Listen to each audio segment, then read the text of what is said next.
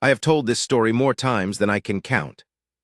In drawing rooms and billiard rooms, over brandy and port, and the cold remains of very good Madeira. At dinner tables belonging to people who claimed they knew Adrian Gresham better than anyone, and who had simply not been paying adequate attention. I told it at his wedding, on a March morning that smelled of new snow and new grass in equal and contradictory measure. And I told it again on the night his eldest son was born. And I have told pieces of it at various occasions in the intervening years when someone asked the right question in the right tone, and I judged them capable of receiving an honest answer. I expect I will tell it one final time, in whatever hours remain to me, and then it will be someone else's business to carry it forward. I tell it each time the same way. This is unusual.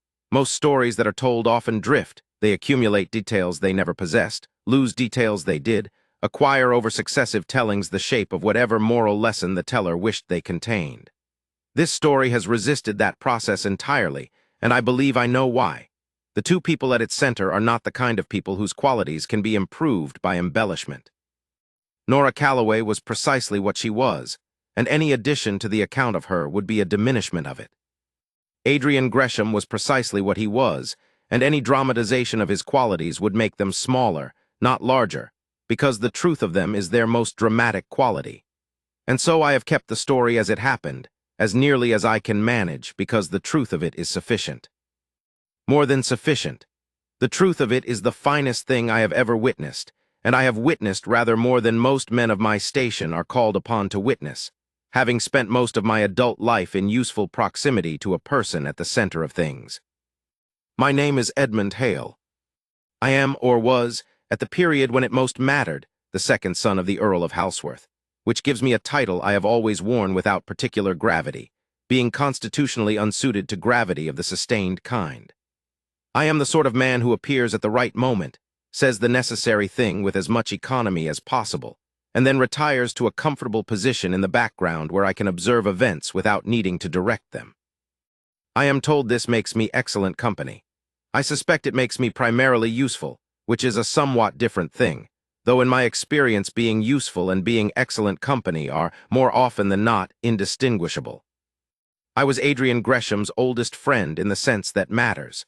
I had known him the longest, through the most stages of his becoming, and had survived all of them without either of us being transformed into something the other could no longer recognize.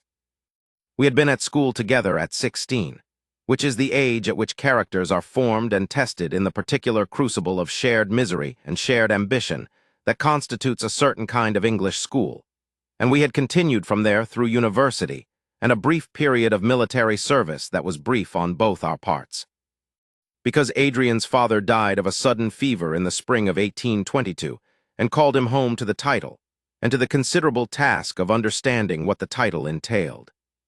I followed because there was nothing in the army I could not live without, and there was very little outside the army, in those years, that seemed more interesting than the project of watching Adrian Gresham decide what kind of man he was going to be.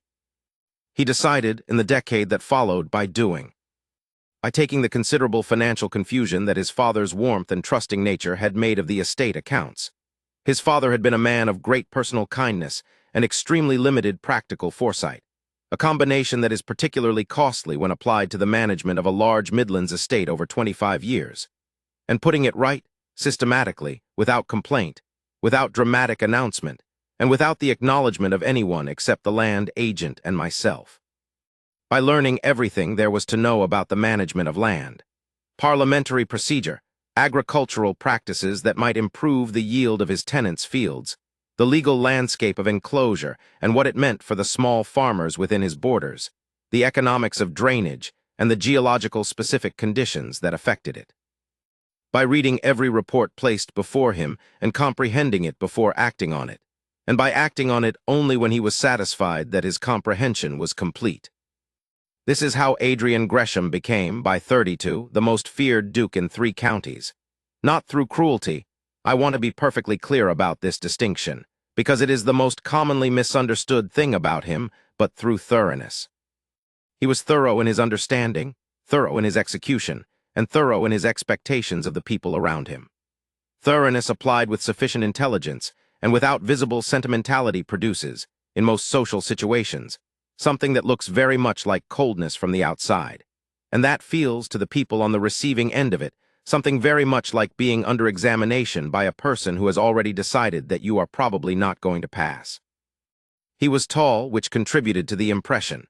He had what the Dowager Eugenia, his mother, of whom considerably more shortly, called an authoritative bearing, and what I called an excellent tailor combined with a constitutional inability to occupy space casually. He had dark eyes that revealed very little under ordinary circumstances, and a face that was, in the rare moments when its habitual defenses were absent, rather remarkable. The face of a man who has a genuine interior life, carefully maintained behind the exterior, available only to those with both the patience to wait for it and the particular quality of attention required to distinguish a managed expression from an unmanaged one. He could be kind. He was kind in the ways that counted, and in the moments when kindness was genuinely called for, patient with tenants who came to him with problems they were ashamed of, generous with those who needed his help, and had the dignity to ask for it quietly rather than making a performance of the asking, honest with people in a way that was not without feeling even when the feeling was not displayed. But this kindness was never announced and never performed, and since most people only recognize kindness in its announced form, most people did not recognize his. I am telling you this because what follows is, at its heart, a story of transformation, and a story of transformation requires a very clear picture of what was transformed. Adrian Gresham at 32 was not a bad man. He was not cold in any deep sense, not cold in the way that means without warmth or without care for the people near him. He was a man who had spent 10 years constructing a very good wall, and who had been living inside it for so long that he had almost forgotten there had been a time before the wall existed. Those are importantly different problems, and they require importantly different remedies. The remedy for this particular problem turned out to be something no one, least of all Adrian himself, had anticipated. The Wyndmere estate sat in a long valley between two low ridges in the Midlands, and it was large in the way of estates that have been accumulating land for 300 years. Not a single great holding, but a patchwork of farms and woodlands and lanes and tenant properties that spread across 3 parishes, and contained rather more than Adrian could walk in a single day, even in good weather. The house at the center of it was large in the additional way of houses that have been added to by successive generations, each of whom believed that the previous generation had not built quite enough. The original structure dated from the early 17th century, solidly built, gray stone, with windows that admitted the Midlands light at a particular angle in the late afternoon that Adrian had loved since childhood, and that I had come to love by prolonged association. The east wing had been added in the 1750s, with higher ceilings and plasterwork of considerably higher ambition. The west wing in the 1790s, with a library that was the house's finest room by any measure, 2 stories of bookshelves behind glass-fronted cases, a gallery reached by a spiral stair whose ironwork had been designed by a man who understood that a staircase is itself an argument about what kind of house this is, and windows on 3 sides that in autumn filled the room with the particular golden light that comes off old oak leaves, which is not quite like any other light. The avenue of oaks was the thing I loved best about Wyndmere. Planted by the 3rd Duke in 1712, they were now very large and very old, meeting overhead so that the approach to the house in summer was a tunnel of green, and in autumn a cathedral of gold and copper and rust, and they creaked slightly in any wind the way that very old trees do, as though reminding whoever was passing beneath them that they had been here considerably longer than any visitor, and expected to be here considerably longer still. In November they stood bare and architectural against the gray sky, and looked like something one of the German romantic painters would have paid handsomely to capture, though capturing them would have required considerable fortitude against the Midlands cold, and more than a single afternoon. I arrived on the 22nd of October, 1834, in my own carriage, through the avenue, in the late afternoon light that came through the oaks at exactly the angle I had remembered since the first time I drove under them 20 years before. The light made me slow the horses without deciding to, simply because that particular quality of illumination requires a slower approach. It is the kind of light that feels, on certain October afternoons, like a statement rather than an accident. Fenwick, the butler, who had been at Wyndmere since before Adrian inherited, and who had the expression of a man who has seen everything and been surprised by very little of it, met me at the door with a kind of composed welcome that suggests that while your arrival is expected and appropriate, Wyndmere has been managing very well in your absence and will continue to do so regardless of the visit's duration. He showed me to my usual room in the east wing, windows looking onto the kitchen garden and the home fields beyond, a fire already laid and recently lit so that the room was warm without being stuffy, the familiar smell of the house on cold autumn evenings, old stone and beeswax, and the particular quality of cool air that had been coming through slightly open windows all afternoon. My bags had already been unpacked by the time I arrived at the room, because that is how Fenwick manages things. I changed my traveling clothes and went down to dinner.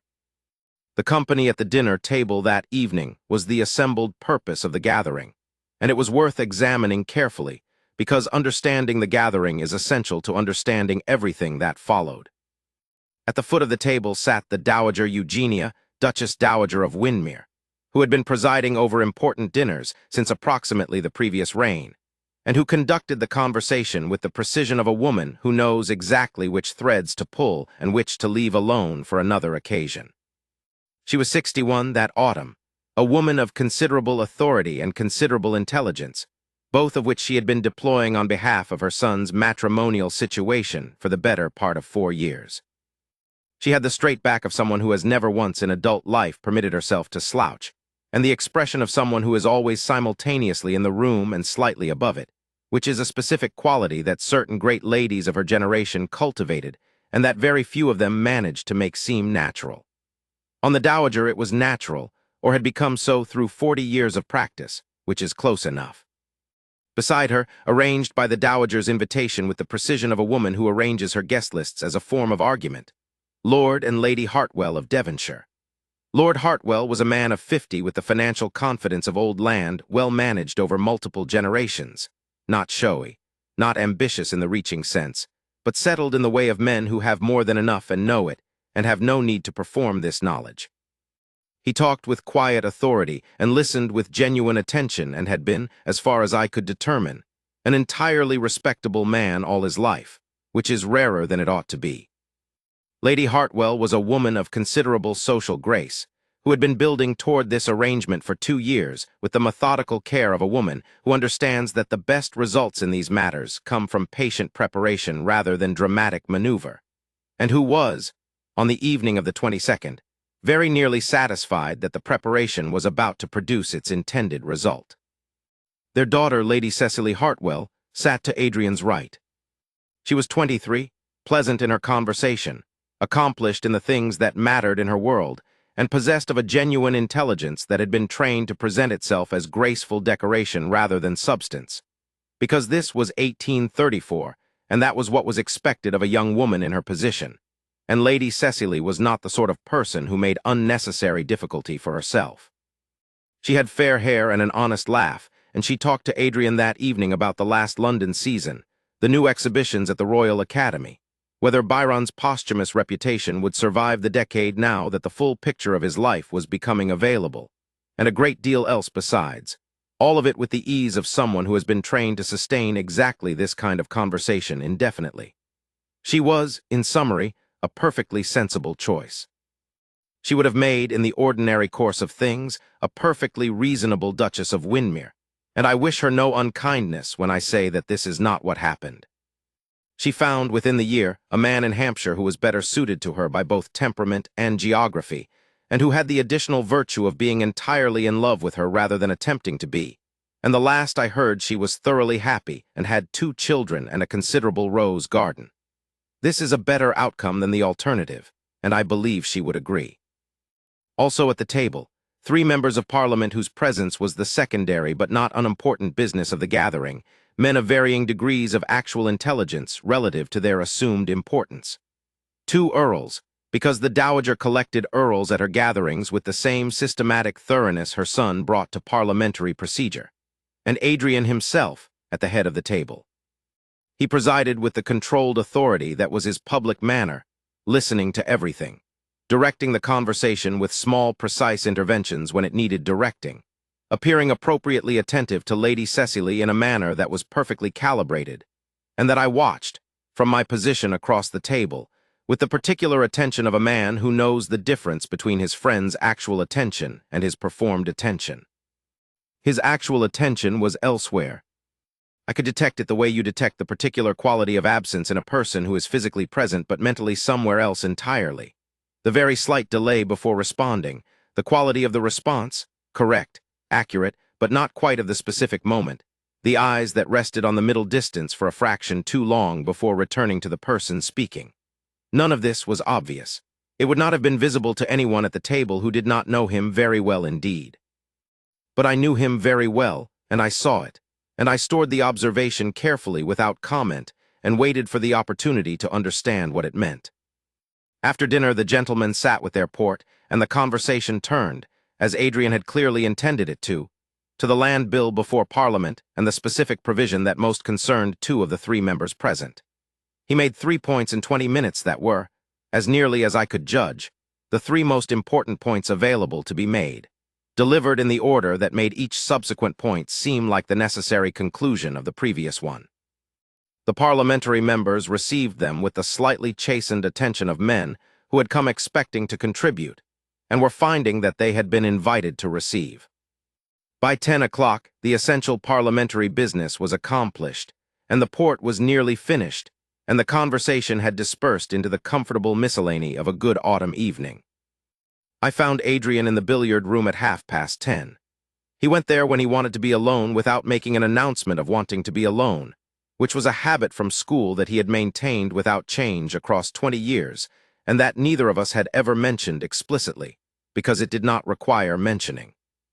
I went there because I knew he would be there, and because the billiard room at Wyndmere was the room in which, over the course of our friendship, we had conducted the important conversations, the ones where something real was at stake, and the management could be briefly set aside. He was at the table, making shots in the methodical way he did when he wanted to give his hands something to do while his mind worked on something else. I picked up a cue, and then set it down again and sat on the bench along the wall, which is not how a cue is intended to be used, but is an approach to billiards I have always found congenial when the real business of the room is not the game. The estate manager mentioned they have had a change at the forge in the village, I said. He lined up a shot with the careful deliberateness of someone whose attention is divided. The farrier broke his arm in September. His niece came down from the north to cover the work. The estate manager seemed to think the situation was being well managed. Competently, he said. The word was offered with a flatness that was itself a form of care, too flat, too chosen, like a man who has reached for a neutral word and succeeded technically while failing at the larger project of neutrality. I noted it without comment. I will walk to the village in the morning, I said. I have always liked Wyndmere Fell before breakfast. It will be cold, he said, and made the shot. I prefer cold to sitting in the breakfast room being pleasant, I said, which was true as far as it went and also aimed in a direction he was perfectly aware of. He looked at me then, a brief, assessing look, the look of a man who is determining whether a remark is intended as it seems or as something else. It was intended as something else. He knew it and I knew it, and we both filed the exchange away under its correct heading and spoke of other things for another hour. Parliamentary matters, a letter from Margaret about her husband's new horses, the general question of whether this autumn was better or worse than last year's autumn, which is the kind of conversation that is entirely satisfying when you have the right companion for it. Then I went to bed without having said anything further of significance, which was deliberate. The morning was cold, as promised, with the specific cold of late October in the Midlands that has settled into the valley overnight and does not entirely relinquish its hold until well past 10, so that you move through 3 distinct temperatures in the course of a single mile's walk. The deep cold in the low ground where the frost has concentrated, a faint warmth where a southern slope has caught the early sun, and the cold again in the shadow of hedgerows and walls. The lane from the estate gate to the village ran mostly along low ground that morning, and my breath was visible, and the grass in the verges was frosted, and the whole effect was the particular beauty of a cold English autumn morning, which is the kind of beauty that requires some suffering to properly appreciate. I found the forge by the smell of it before I saw it, the clean, sharp, metallic smell of worked iron, and beneath that the particular smell of a forge fire, coal and iron, and the breath of high heat, and underneath both of those, at a sufficient distance to still be pleasant, the warmth that a well-managed confined heat throws off even through stone walls. The building was solid gray stone, the door wide open to the lane despite the temperature, which makes sense when you understand what the interior is like when the fire is going. The sound inside was a hammer on iron. Steady, assured, with the rhythm of someone for whom this is not effort but simply the ordinary form of work. The rhythm of a person who has been doing a physical thing for long enough that the body conducts it without requiring supervision from the mind. I went in. She was at the anvil, working a length of iron into what I could recognize, from the general shape it was acquiring, as a hinge.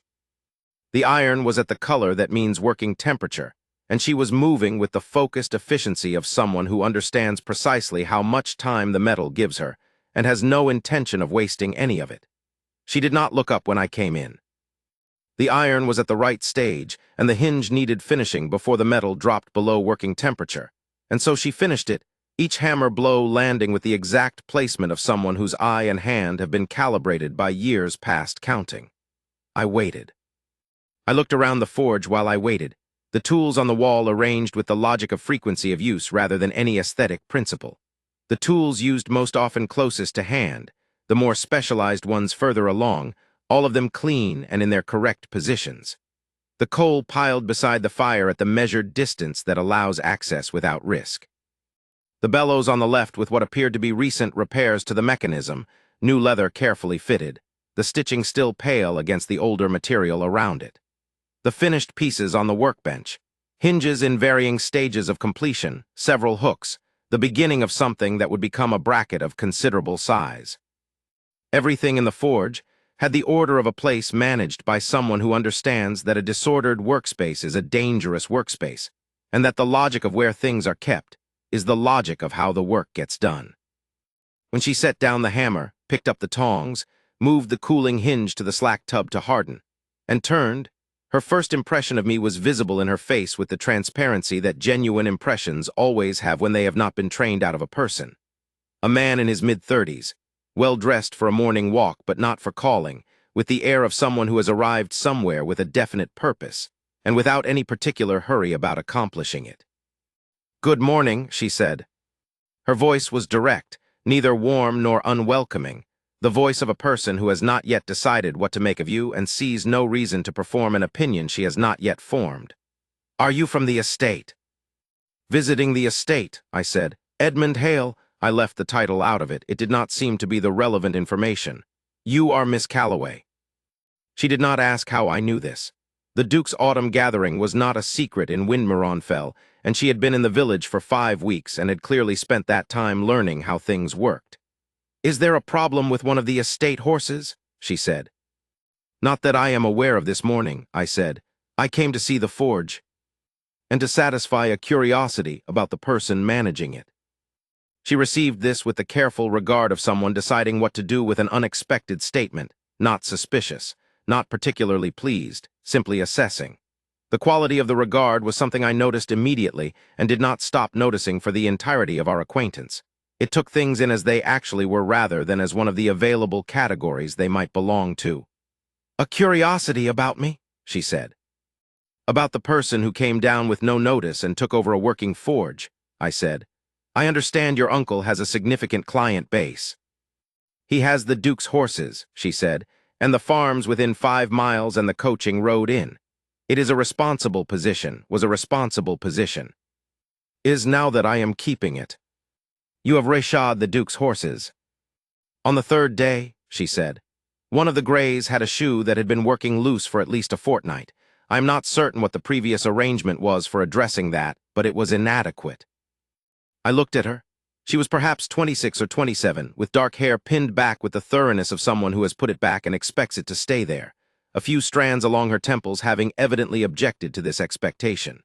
She was wearing the heavy apron of forge work over a plain gray dress, and her hands, which she was wiping now on a cloth hung at her belt, were work-roughened and capable and dusted with the fine gray residue of iron and coal.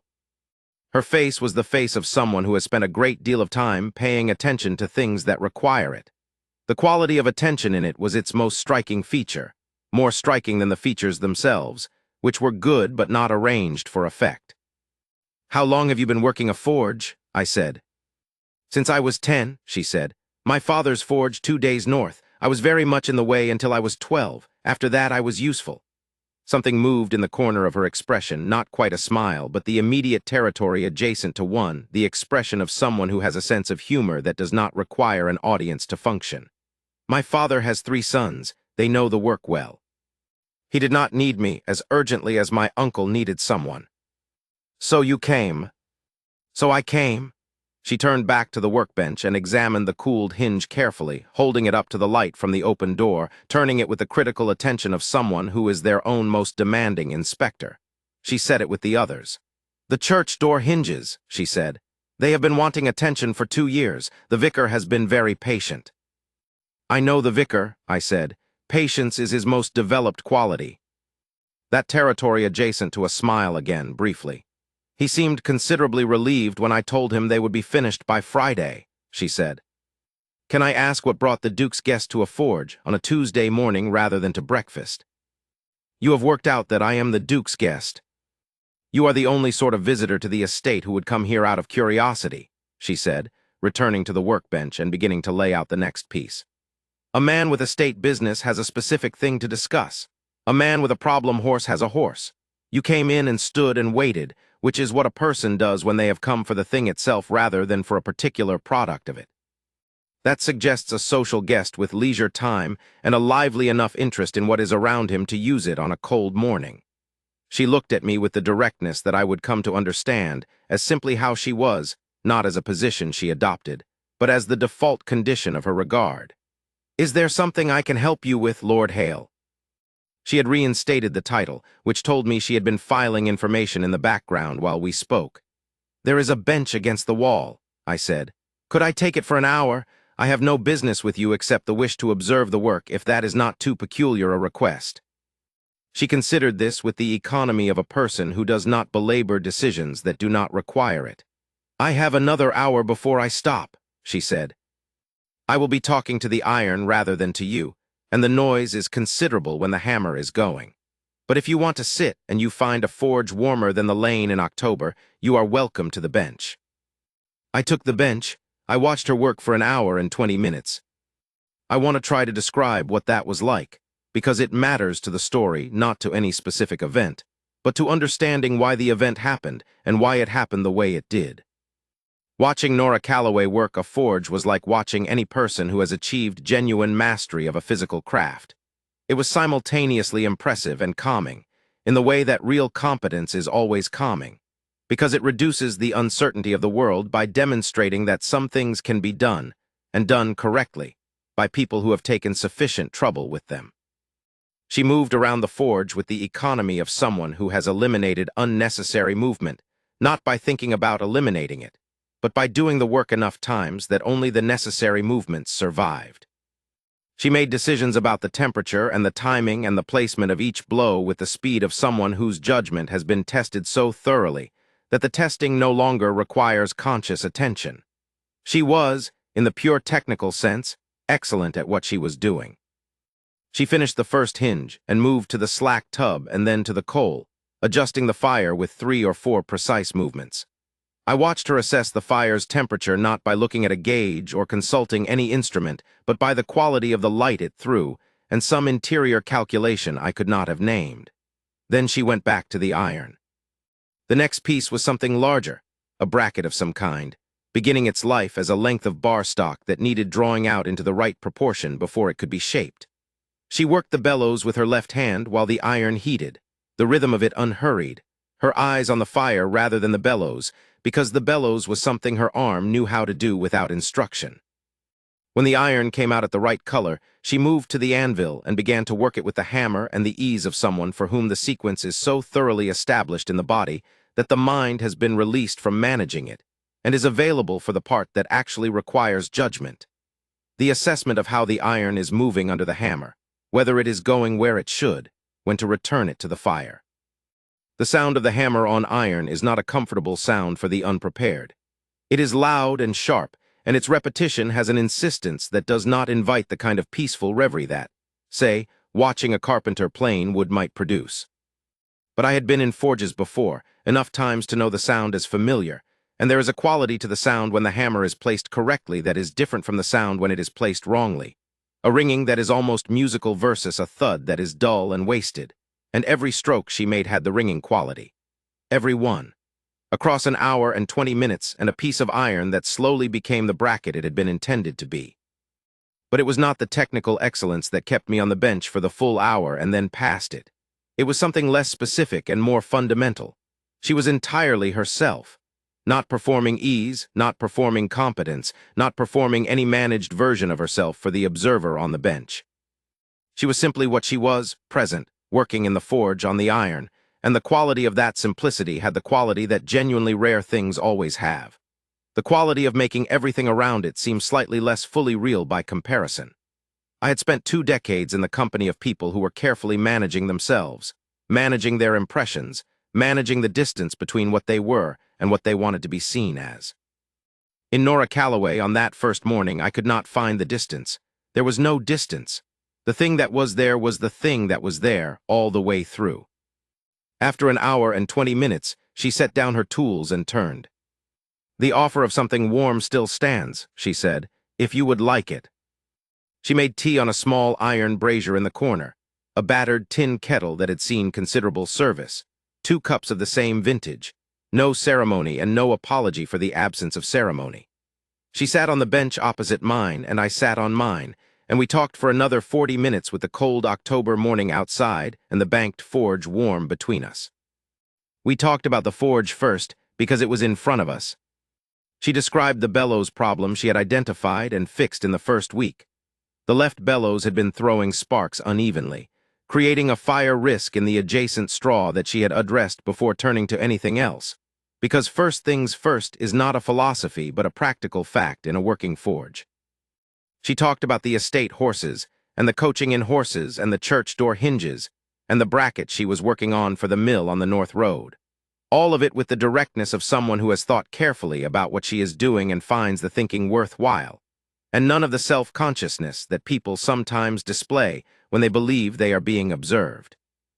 Then she asked me about London. Not the social London, not the season and the dinner parties and the crush at Almack's, but the actual city. The quality of the light along the Thames in November when the coal fires start, and the particular color the air acquires. The sound of the market at Covent Garden before 7 in the morning when the carts are still coming in. The way the city smells in the rain.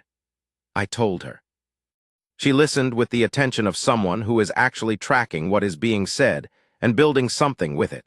Not the performed attention that is a social courtesy, but the kind that is genuinely engaged with the substance of the thing. She asked questions that were better than I expected, questions that got at the thing I was describing rather than its surface, questions that made me think more precisely about what I meant than I had done when I said it.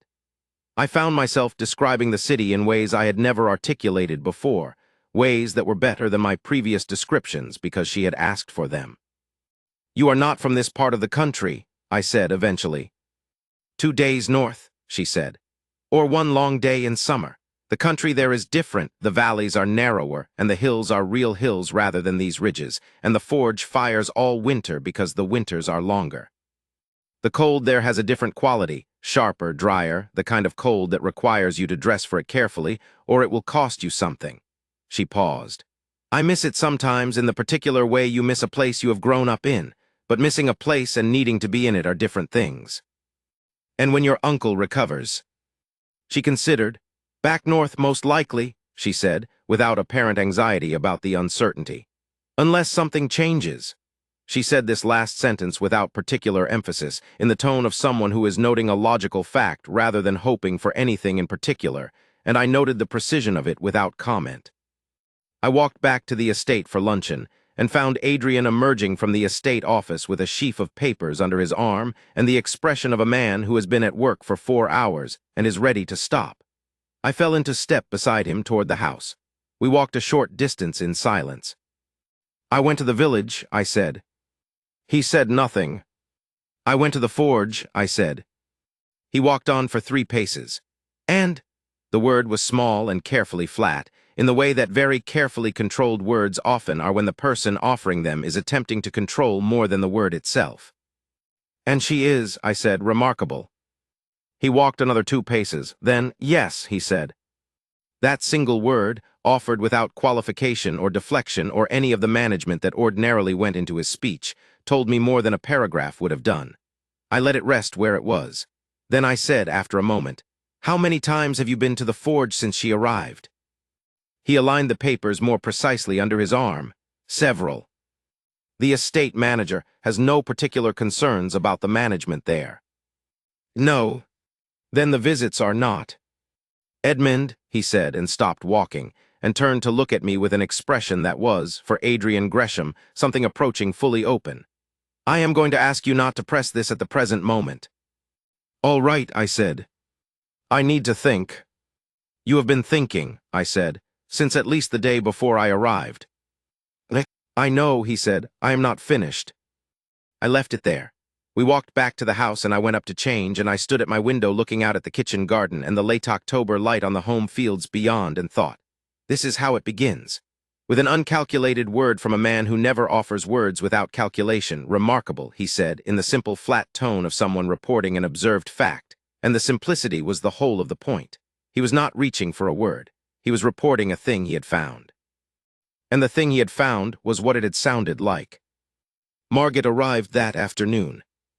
Lady Margaret de Verle, née Gresham, Adrian's elder sister by 4 years, was the person in his family who understood him most fully, and who had spent a significant part of her adult life exercising the particular skill of saying exactly and only what needed to be said to him, which is the most difficult and the most valuable thing you can do for a person of his temperament.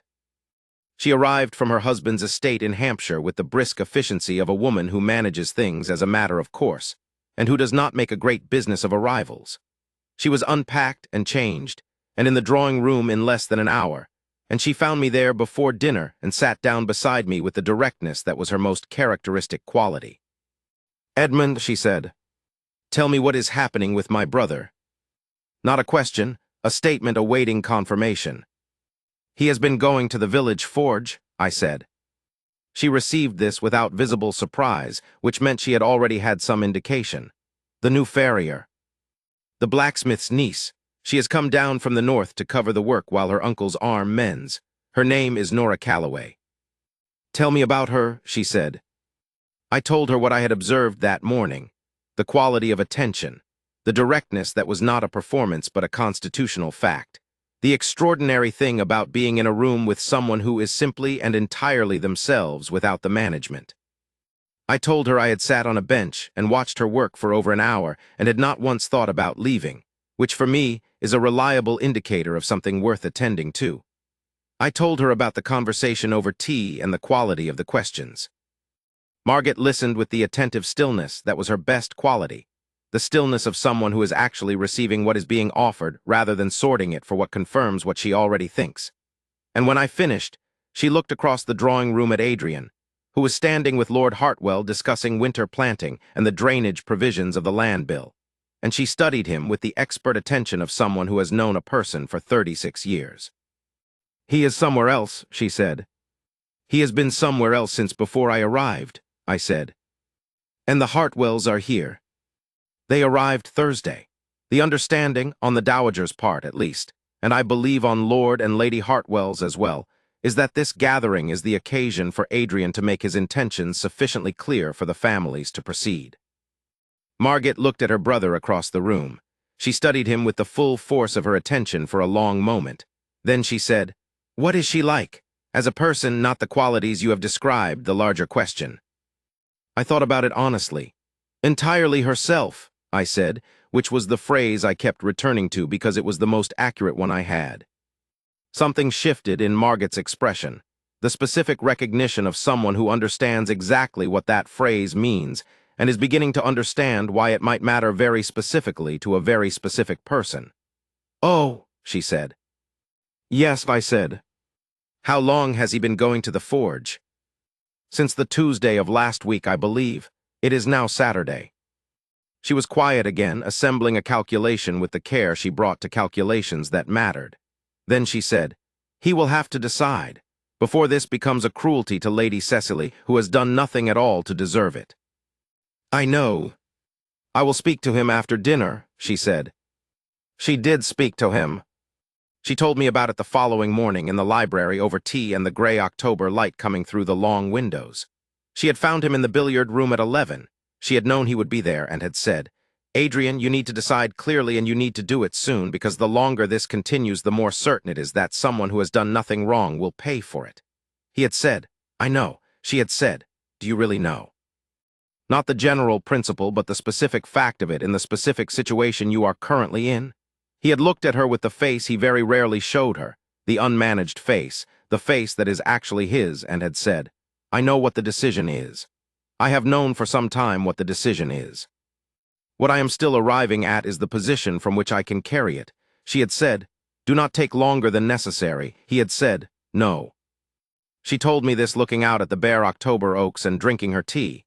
"He is in significant trouble," she said. "Yes. The Hartwells, his mother, the political relationships, the social consequence. All of it," I said. "And she, Miss Calloway, would be walking into something very difficult." A pause.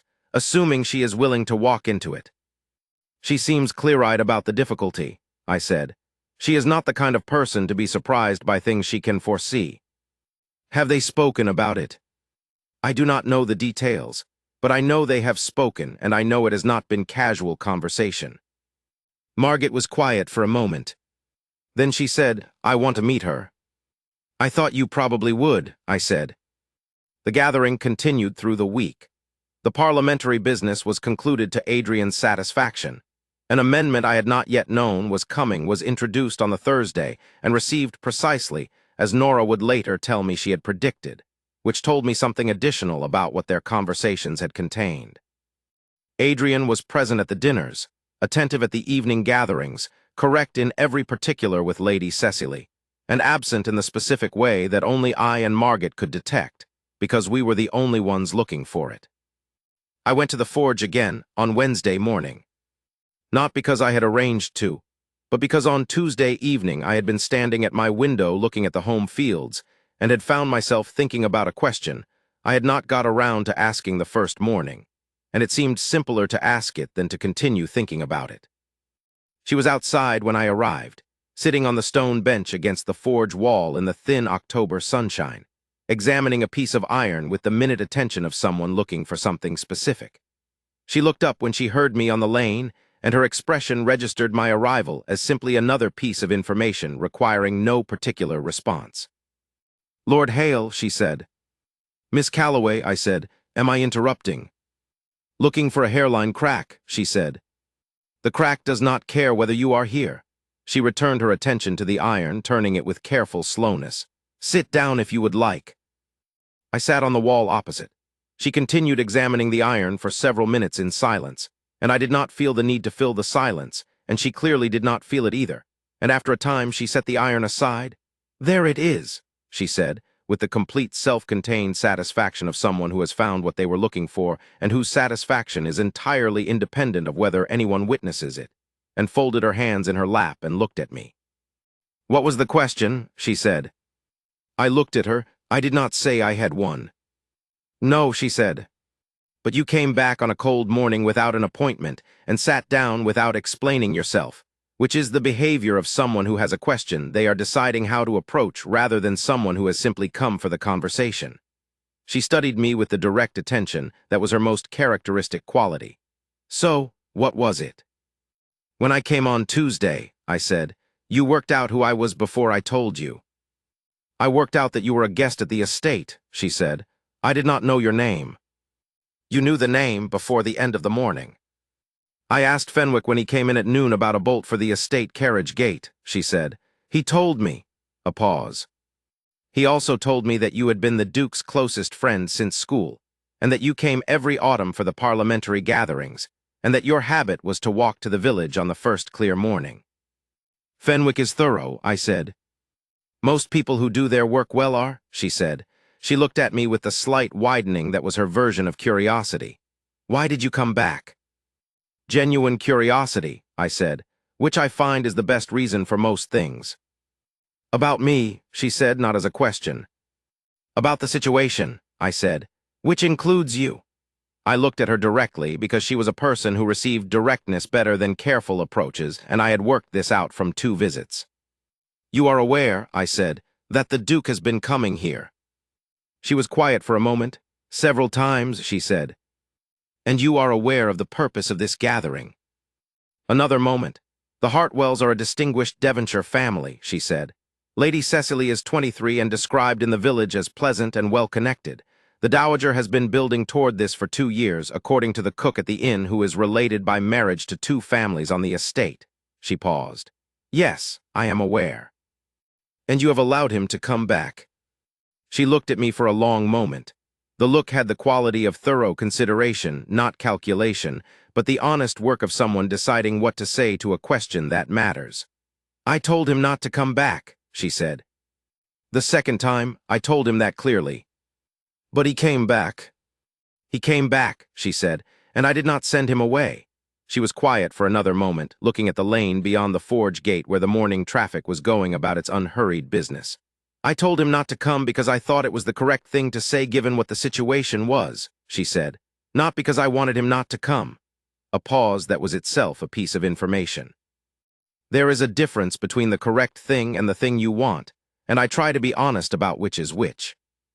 I looked at her. This was the most direct statement I had ever heard anyone make about the particular subject of Adrian Gresham's visiting habits, including Adrian Gresham. "You are a very frank person," I said. "I have found that less goes wrong when I am," she said. "Most difficulty comes from people saying the comfortable thing when they mean something else." I sat with this for a moment, then I said, "He will have to decide. There is a cost either way." "I know that," she said. "And you would be part of the cost if he decides one way. The part of it that bears the consequences without having chosen to be in the situation in the first place." She looked at me with the steady regard that was hers, and that I would never, in all the years I knew her, see become anything less than honest. "I chose to allow him to come back," she said. "I could have sent him away more firmly.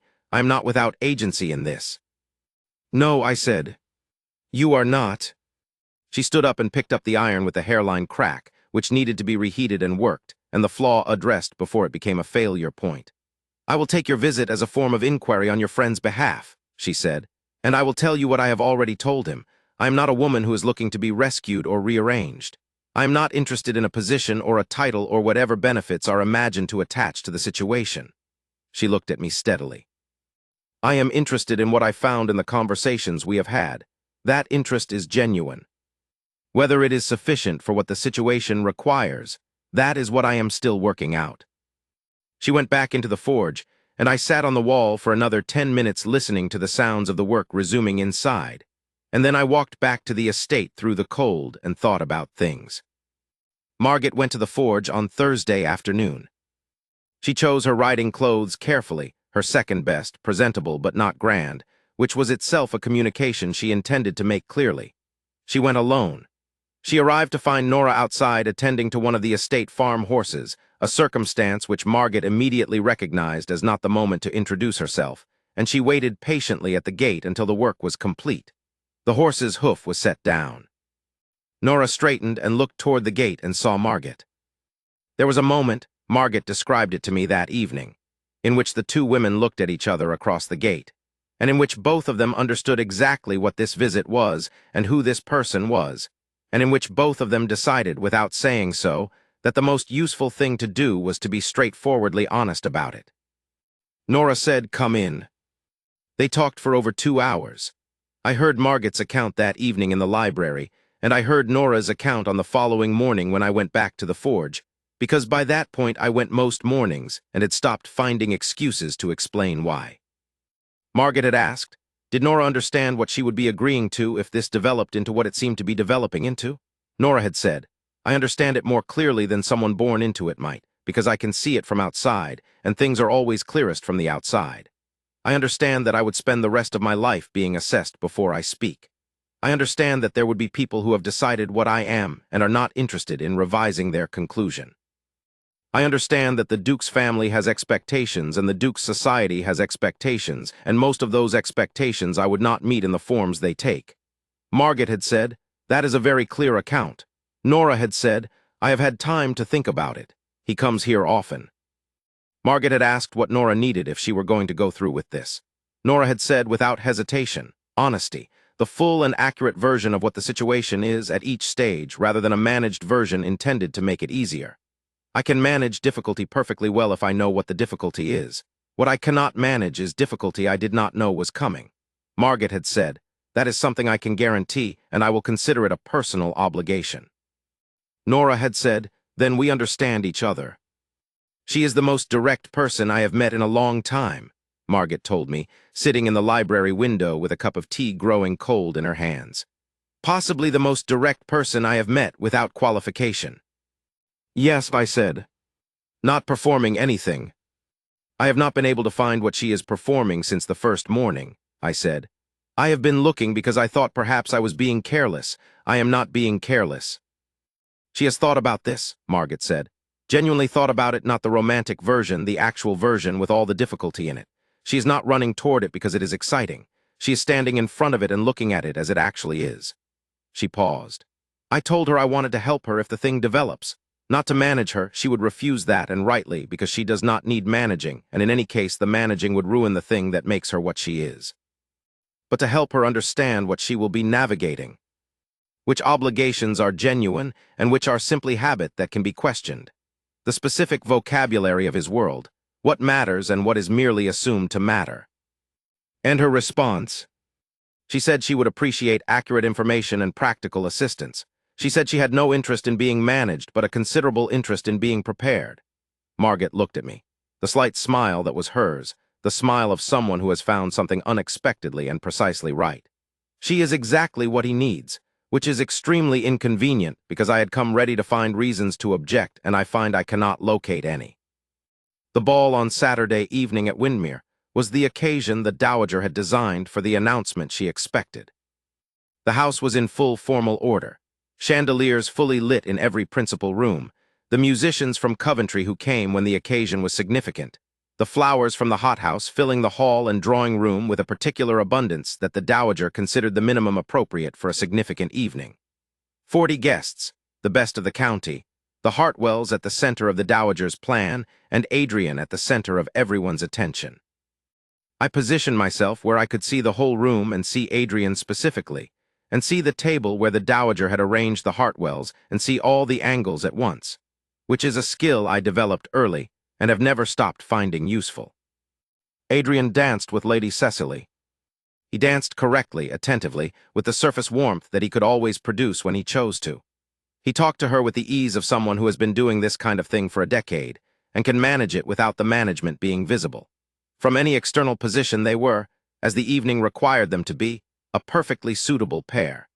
The Dowager watched from across the room with the expression of a woman who has arranged things correctly and is waiting for the arrangement to confirm itself.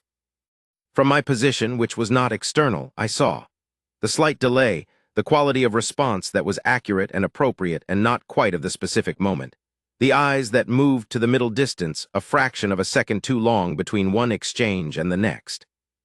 He was attending to the surface of the evening, and he was doing it well. But the thing that is actually him, the part that cannot be performed, that is simply present or absent, was not in the room. He was going through the evening the way a very good clockwork mechanism goes through its sequence, precisely, reliably, and without the thing that makes an object alive rather than merely operational. I found him at the supper interval by the fire in the side drawing-room, with a glass he had not touched, and the expression of a man conducting an internal conversation that has reached a point of decision. Before I could approach, he said, without looking up, "Do not." I was not going to say anything, I said, which was true. I have said everything I have that is useful. What happens now is yours. He was quiet for a long moment. The fire was good and the room was warm, and from the supper room beyond the door came the sounds of a gathering in full progress. I know what the decision is, he said. He said it without qualification, without the careful management, simply as a fact that has been arrived at and no longer requires examination. I have known for some time. Yes, I said, I think you have. He did not say anything further. He went back to the ball and fulfilled its obligations for the remaining 2 hours with the thoroughness that he brought to everything, and I watched him and thought, tomorrow, then? The decision is made. The cost has been counted. Tomorrow he carries it. He came to my room at 2 in the morning. The fire had burned down to coals, and the room was lit by what remained of them, dim and warm, and he sat down in the chair by the window without any preliminary. "I am going to Lord Hartwell in the morning," he said. "To say what?" I said.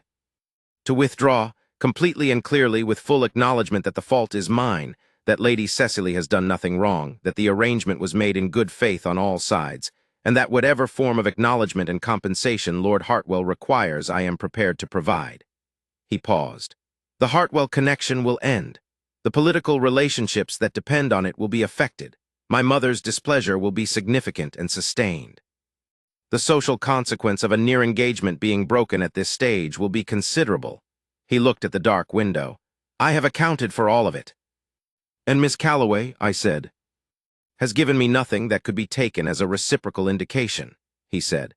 "Has made no undertaking, offered no encouragement that I would call that. I am going to Lord Hartwell not because I have a clear path forward, but because I cannot continue toward a marriage I cannot be genuinely present in. And I owe Lady Cecily the honesty of a withdrawal rather than the dishonesty of proceeding when my presence is only partial." I looked at him in the dim firelight, the face without management. The man who had spent 10 years doing what obligation required, and who was doing, for the first time, what was actually right, not what was required but what was right, and discovering that those two things are different and that the difference matters. "All right," I said. "All right." "I am with you," I said, "whatever the result." He said, "Thank you," the full weight of it simply said. Then he left, and I sat by the cooling coals for a while, and then I went to sleep. The conversation with Lord Hartwell took place at 9 o'clock the following morning in the library, and lasted 2 hours, and what was said in it was private between them. What I knew from Adrian afterward was that Lord Hartwell had conducted himself with the dignity of a man who has received a serious blow, and has decided that his response to it will not be less than his character, and that Adrian had been honest, and had taken full responsibility, and had accepted every consequence that Lord Hartwell named without negotiation or qualification. What was ended in that room was not merely an arrangement, but the broader alignment of the two families. The political, social, financial alignment that had been building around the expectation of the marriage for 2 years, and both men in the room knew it, and neither of them pretended otherwise. There were long silences in that conversation, Adrian told me. The particular silences of two men who have understood the full dimensions of what is happening and who are treating it with the gravity it deserves. Lord Hartwell did not shout. He did not make threats. He said at one point that he had believed Adrian Gresham to be a man of his word, and he said it without heat, simply as an accounting of what he had believed and was now revising. Adrian said, "I have broken faith with your family, and I do not ask you to receive that as anything other than what it is." And Lord Hartwell was quiet for a moment and then said, "You might have told us sooner." And Adrian said, "Yes." He offered no defense of the delay because there was none that would have been adequate. The Hartwells left that afternoon. Lady Cecily came downstairs in her traveling clothes with the composure of a woman who has decided that dignity is the thing she has available, and that she is going to use it to its fullest extent. She had been told before luncheon. Her mother had told her quietly, in the private sitting room upstairs, with the door closed, and she had had 2 hours to make what she would make of it before she had to come downstairs and be seen making it. What she made of it was composed, direct, and kind, which was considerably more than most people would have managed. She shook Adrian's hand in the hall. She said she hoped he would be well. He said he was very sorry. She said that there was no need for apology, which was generous of her because there was considerable need. And then she said, "I would rather know now than know later," which was the most honest thing anyone said in the hall that afternoon, and which cost her something to say, and which I have always remembered because it was entirely true, and it was offered without bitterness, and without the martyrdom that truth offered at personal cost often acquires. She got into the carriage, and the carriage went down the avenue between the oaks, and turned at the gate and was gone. The afternoon settled into the particular quality of aftermath. The house returned to its ordinary proportions after the gathering, the staff moving quietly through the rooms, the fires burning in the principal rooms without guests to appreciate them, the silence of a large house that has recently been full and is now not.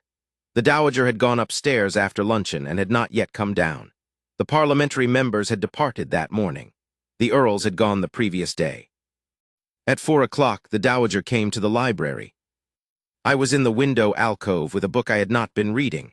I will not pretend otherwise. I had stationed myself there because I was fairly certain this conversation was about to happen, and I believed someone who was honest should be present to record it, and I was the honest witness available. The Dowager knew I was there from the moment she came through the door. The Dowager always knew the full occupancy of every room in her house, and she chose not to address my presence, which I took as a form of consent to my remaining.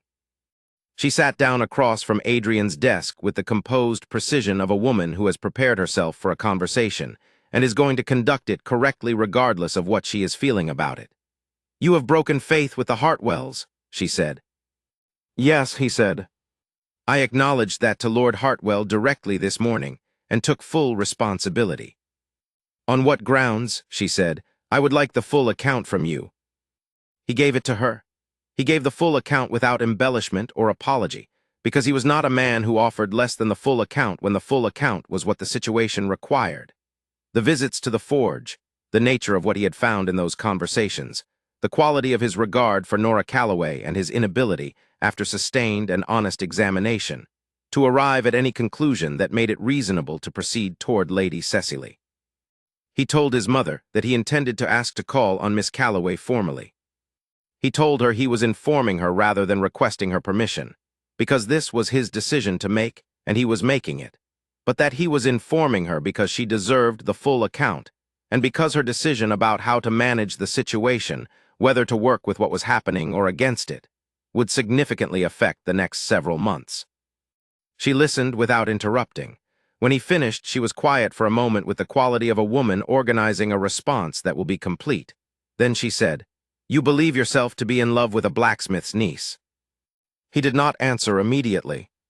He looked at his desk for a moment, and then he looked at her, and his face was the unmanaged face, which she had rarely seen in the 10 years since his father died, and which, when it appeared, still had the quality of startling her. Not because it was frightening, but because it was genuine, and genuine things are always surprising when you have grown accustomed to the managed versions. "I believe," he said, "that I have found a person in whose company my own existence is more real than it has been in the preceding 10 years. I am not willing to close that door without understanding what is on the other side of it." "She is beneath you," she said.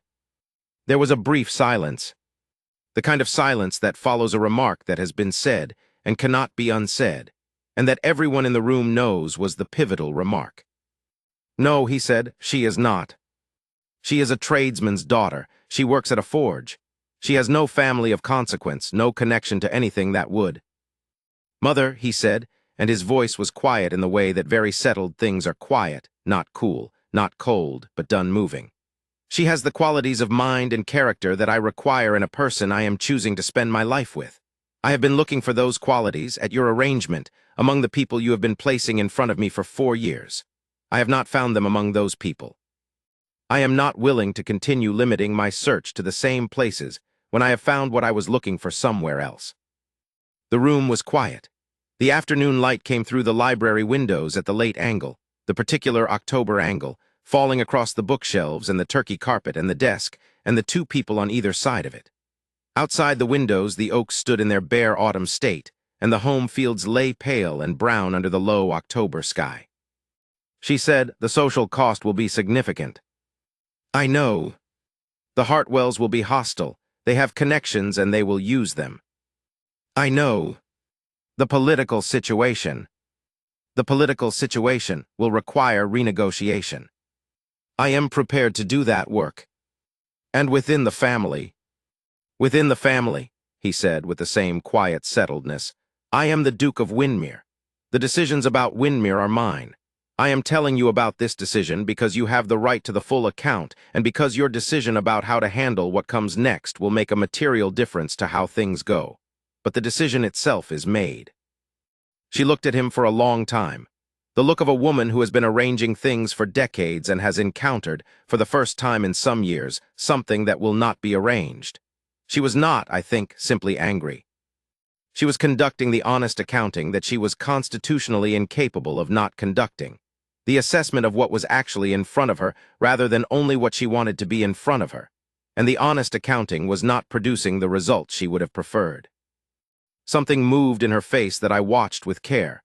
Not capitulation, not yet, but the beginning of an accounting, the first honest assessment of what actually is rather than what she had planned. She said she must come to this house before anything proceeds, as a formal presentation. I will not be presented with a fait accompli. If you are determined on this course, I will meet the woman first. He said, I will ask her. She rose with the composed precision of her rising, smoothed the front of her dress with a deliberate gesture, moved toward the door. She paused at it without turning. She said, Your father would have done exactly the same thing. The door closed, very quietly, which was her particular form of punctuation. Adrian looked at me across the room. I had stopped pretending to be part of the furniture some time ago. My father would have done the same, he said. I heard. Is that approval or condemnation? I thought about it honestly. Probably both, I said. Which, from the Dowager at this particular moment, and in this particular tone, is as close to approval as the present situation is going to produce. He said, I will go to the forge tomorrow morning. Yes, I said. He went to the forge on Sunday morning. He tied the horse at the gate, a fact I noted when I saw the horse there, having walked to the village for my own reasons on a different errand that was also partly this errand. Because I am the honest witness, and I went where the events were happening, and went to the door and knocked, because the door was closed against the October morning. She came to the door in her good dress rather than the forge clothes, which meant she had expected a formal call or had dressed as though she expected one. She opened the door and looked at him with the steady directness that was her most consistent quality, and he looked at her, and they stood for a moment in the doorway with the cold October morning behind him and the warm cottage interior behind her. He said, You will have heard that Lord Hartwell departed yesterday. The village knows, she said. I am sorry for Lady Cecily. So am I, he said. It was not handled as early as it should have been. No, she agreed. But the handling would have been more difficult earlier, and you made the best decision available to you at the time you made it. She stepped back from the door. Come in. He came in. They stood in the small front room of the cottage she had rented from the innkeeper's family. A decent room, simply furnished, with a good fire and the smell of something baking that had come from the direction of the kitchen. He said, I told my mother this morning that I intended to ask to call on you formally. She said, I know. Mrs. Hartley's son is Fenwick's nephew. He looked at her with the expression that was the beginning of his actual smile, the rare one. The village communicates efficiently, he said. The village has 300 years of practice, she said. She looked at him directly. What exactly are you asking me? He said, I am asking if I may call on you, formally, openly, without pretense of any other purpose. To find out whether what appears to be here is what it appears to be. She was quiet for a moment. Then, I told you not to come back, she said, the last time. You did, he said. And you came back. I came back because the reason you said it was not that you wished me not to come, he said. You said it because you believed it was the correct thing, and I came back because I found that the correct thing and the thing I was able to do were not the same. She looked at him with the careful assessment that was her characteristic look, not weighing him up in the managing sense, but taking him in as he actually was, noting what was there and what was not. You have created a significant difficulty, she said. I know, he said. The difficulty is mine, and I own it. Your mother wishes to meet me. Yes, he said. I told her that I would ask you. She has made it a condition of proceeding with civility, which is her way of indicating that she is not prepared to oppose this entirely, but is not prepared to accept it without examination either. That is reasonable, she said. I would want to meet her too in her position. A pause. My father will want to meet you before anything. Of course, he said. He will not be what you are accustomed to. He is a blacksmith. He will ask direct questions, and he will expect direct answers, and he will form his own conclusions and be guided by them rather than by whatever impression you intend to make. Good, Adrian said. I have no patience for conversations that go around the actual subject. If he wants to know something, I would prefer he ask it. She looked at him for a moment longer with something in her face that was not exactly what a smile is, but was the substance that smiles are made of, the warmth behind the directness, present if you knew to look. He will be here in a fortnight, she said. You may call in the meantime. He said, thank you. She said, "Do not thank me yet. We have not done any of the difficult parts." He walked back to the estate in the October morning with the expression, he told me, of a man from whom something heavy has lifted, which is not the same as the expression of a man from whom everything heavy has lifted, because the heavy things that remained were considerable. But the central thing, the thing he had not known how to carry and could not manage and could not resolve by thinking about it further, was no longer sitting on the wrong side of a closed door. I was in the billiard room when he came back. He came straight there because that is where we went when something had happened. He said, "I may call on her." I said, "I know." He looked at me. "You cannot know, I only just—" "I was at the gate," I said. I found a sudden need to visit the wheelwright. His business is 3 doors south of the forge. He sat down. I poured brandy, though it was not yet noon because the occasion seemed to require it. We sat for a while in the companionable silence of 2 people who have been friends for 20 years and who understand that some things do not require comment, only witness. After a time, he said, "It will be very difficult." "Yes," I said. "She knows that." "She has known it since before you did," I said. "She is several steps ahead of you on the accounting of difficulties. It is one of her most striking qualities." He was quiet again. Then, "Edmund, is this?" he stopped. "Yes," I said.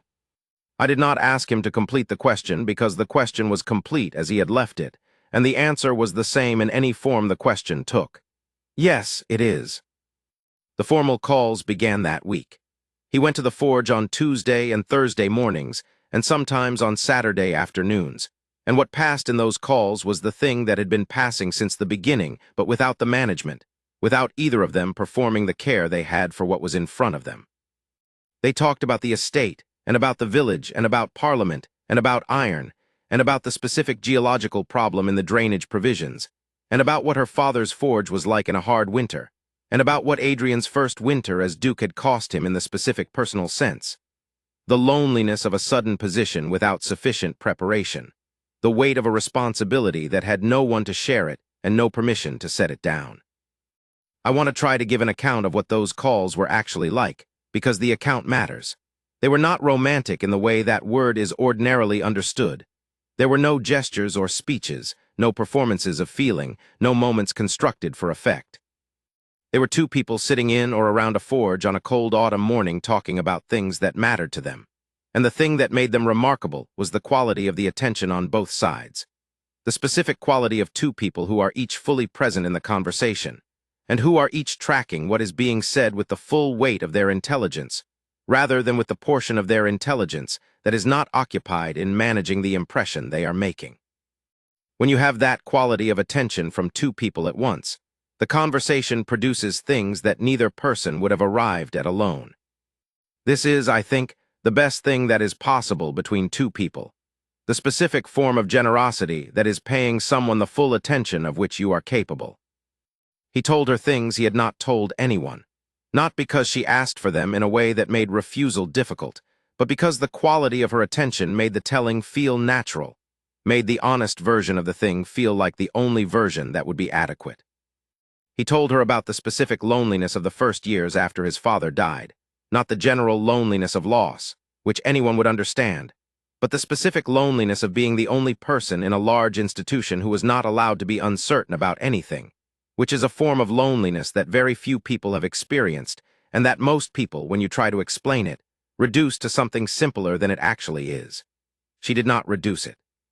She asked a question that showed she had understood the specific form of it, and the question made him say something more precise than he had intended to say, and the precision of it turned out to be what the thing actually was, and he looked at her across the bench and understood that he had just been helped to understand something about himself that he had not previously understood clearly.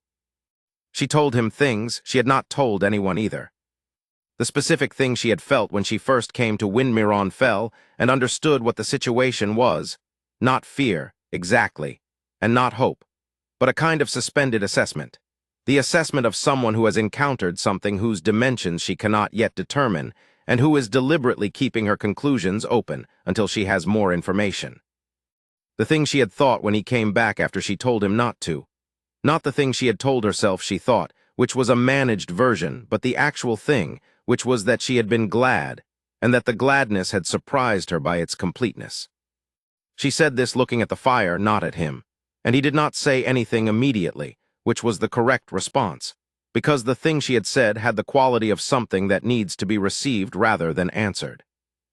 I was present for the third call that week, the Thursday one. I had gone to the village for my own reasons and had encountered them sitting outside the forge in the thin autumn sunshine when I would have retreated, except they had already seen me and Nora had said, "Lord Hale, come and sit down," with the ease of someone who has decided that a useful witness is not an inconvenience. We sat on the bench, all three, and we talked about the land bill.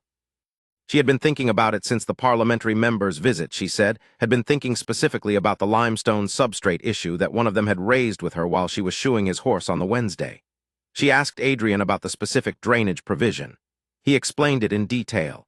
She listened with the attending quality that was hers, the listening that goes all the way down rather than resting on the surface, and then she said, "The objection is correct. A blanket drainage provision applied to limestone country produces flooding 3 properties downstream from the drainage point. I have seen it. My father's property has a limestone substrate, and the next parish drained one of the lower fields without accounting for it, and we had 3 years of flooding in the lower meadow until the situation was addressed." Adrian looked at her with the expression I had begun to recognize as his real one, the face that pays full attention rather than managed attention. "You have practical experience of the specific failure mode." "I have standing water in the lower meadow as my evidence," she said. 3 years of it. The costs were not trivial." She looked at him steadily.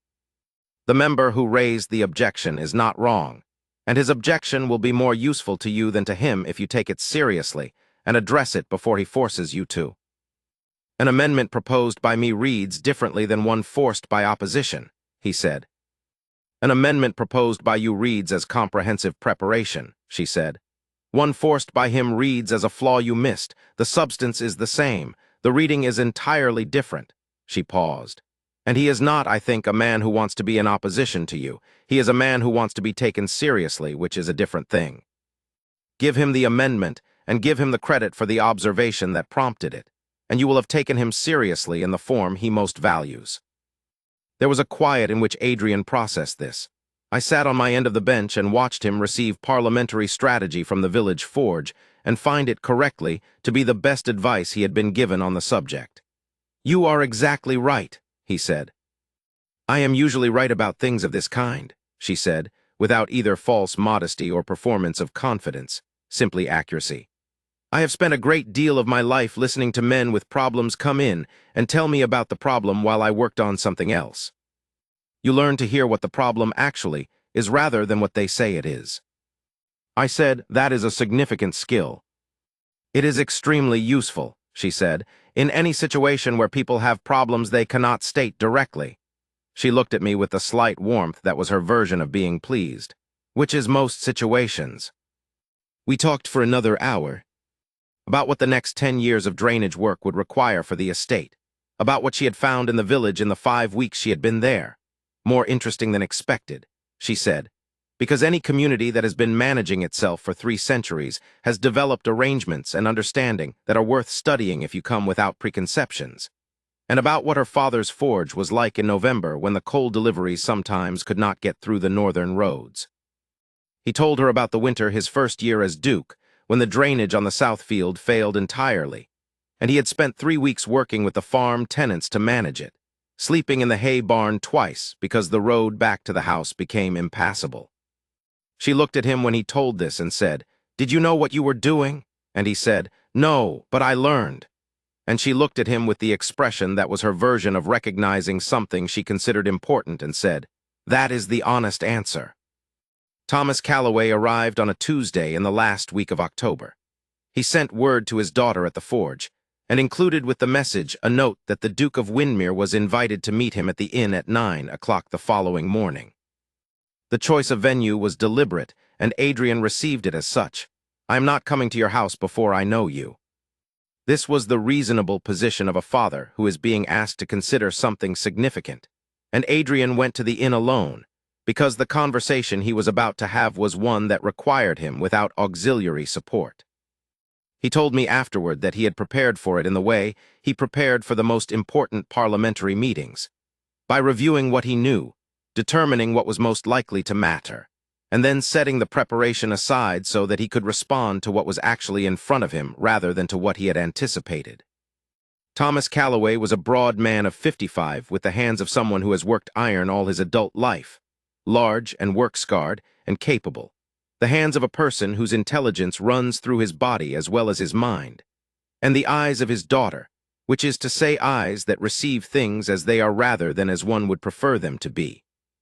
He shook Adrian's hand with the handshake of a man who has been told things about people from their handshakes for decades, and who was filing this one away for assessment. They sat down across the inn table from each other. Thomas Calloway ordered ale. Adrian ordered the same. The innkeeper's wife brought it with the efficiency of a woman who knows when people want to be left alone, and they were alone. Thomas Calloway said, "What are your intentions toward my daughter?" Not a circling approach, not a preamble about the weather or the journey or the state of the roads. The question itself first, because that was what the meeting was about.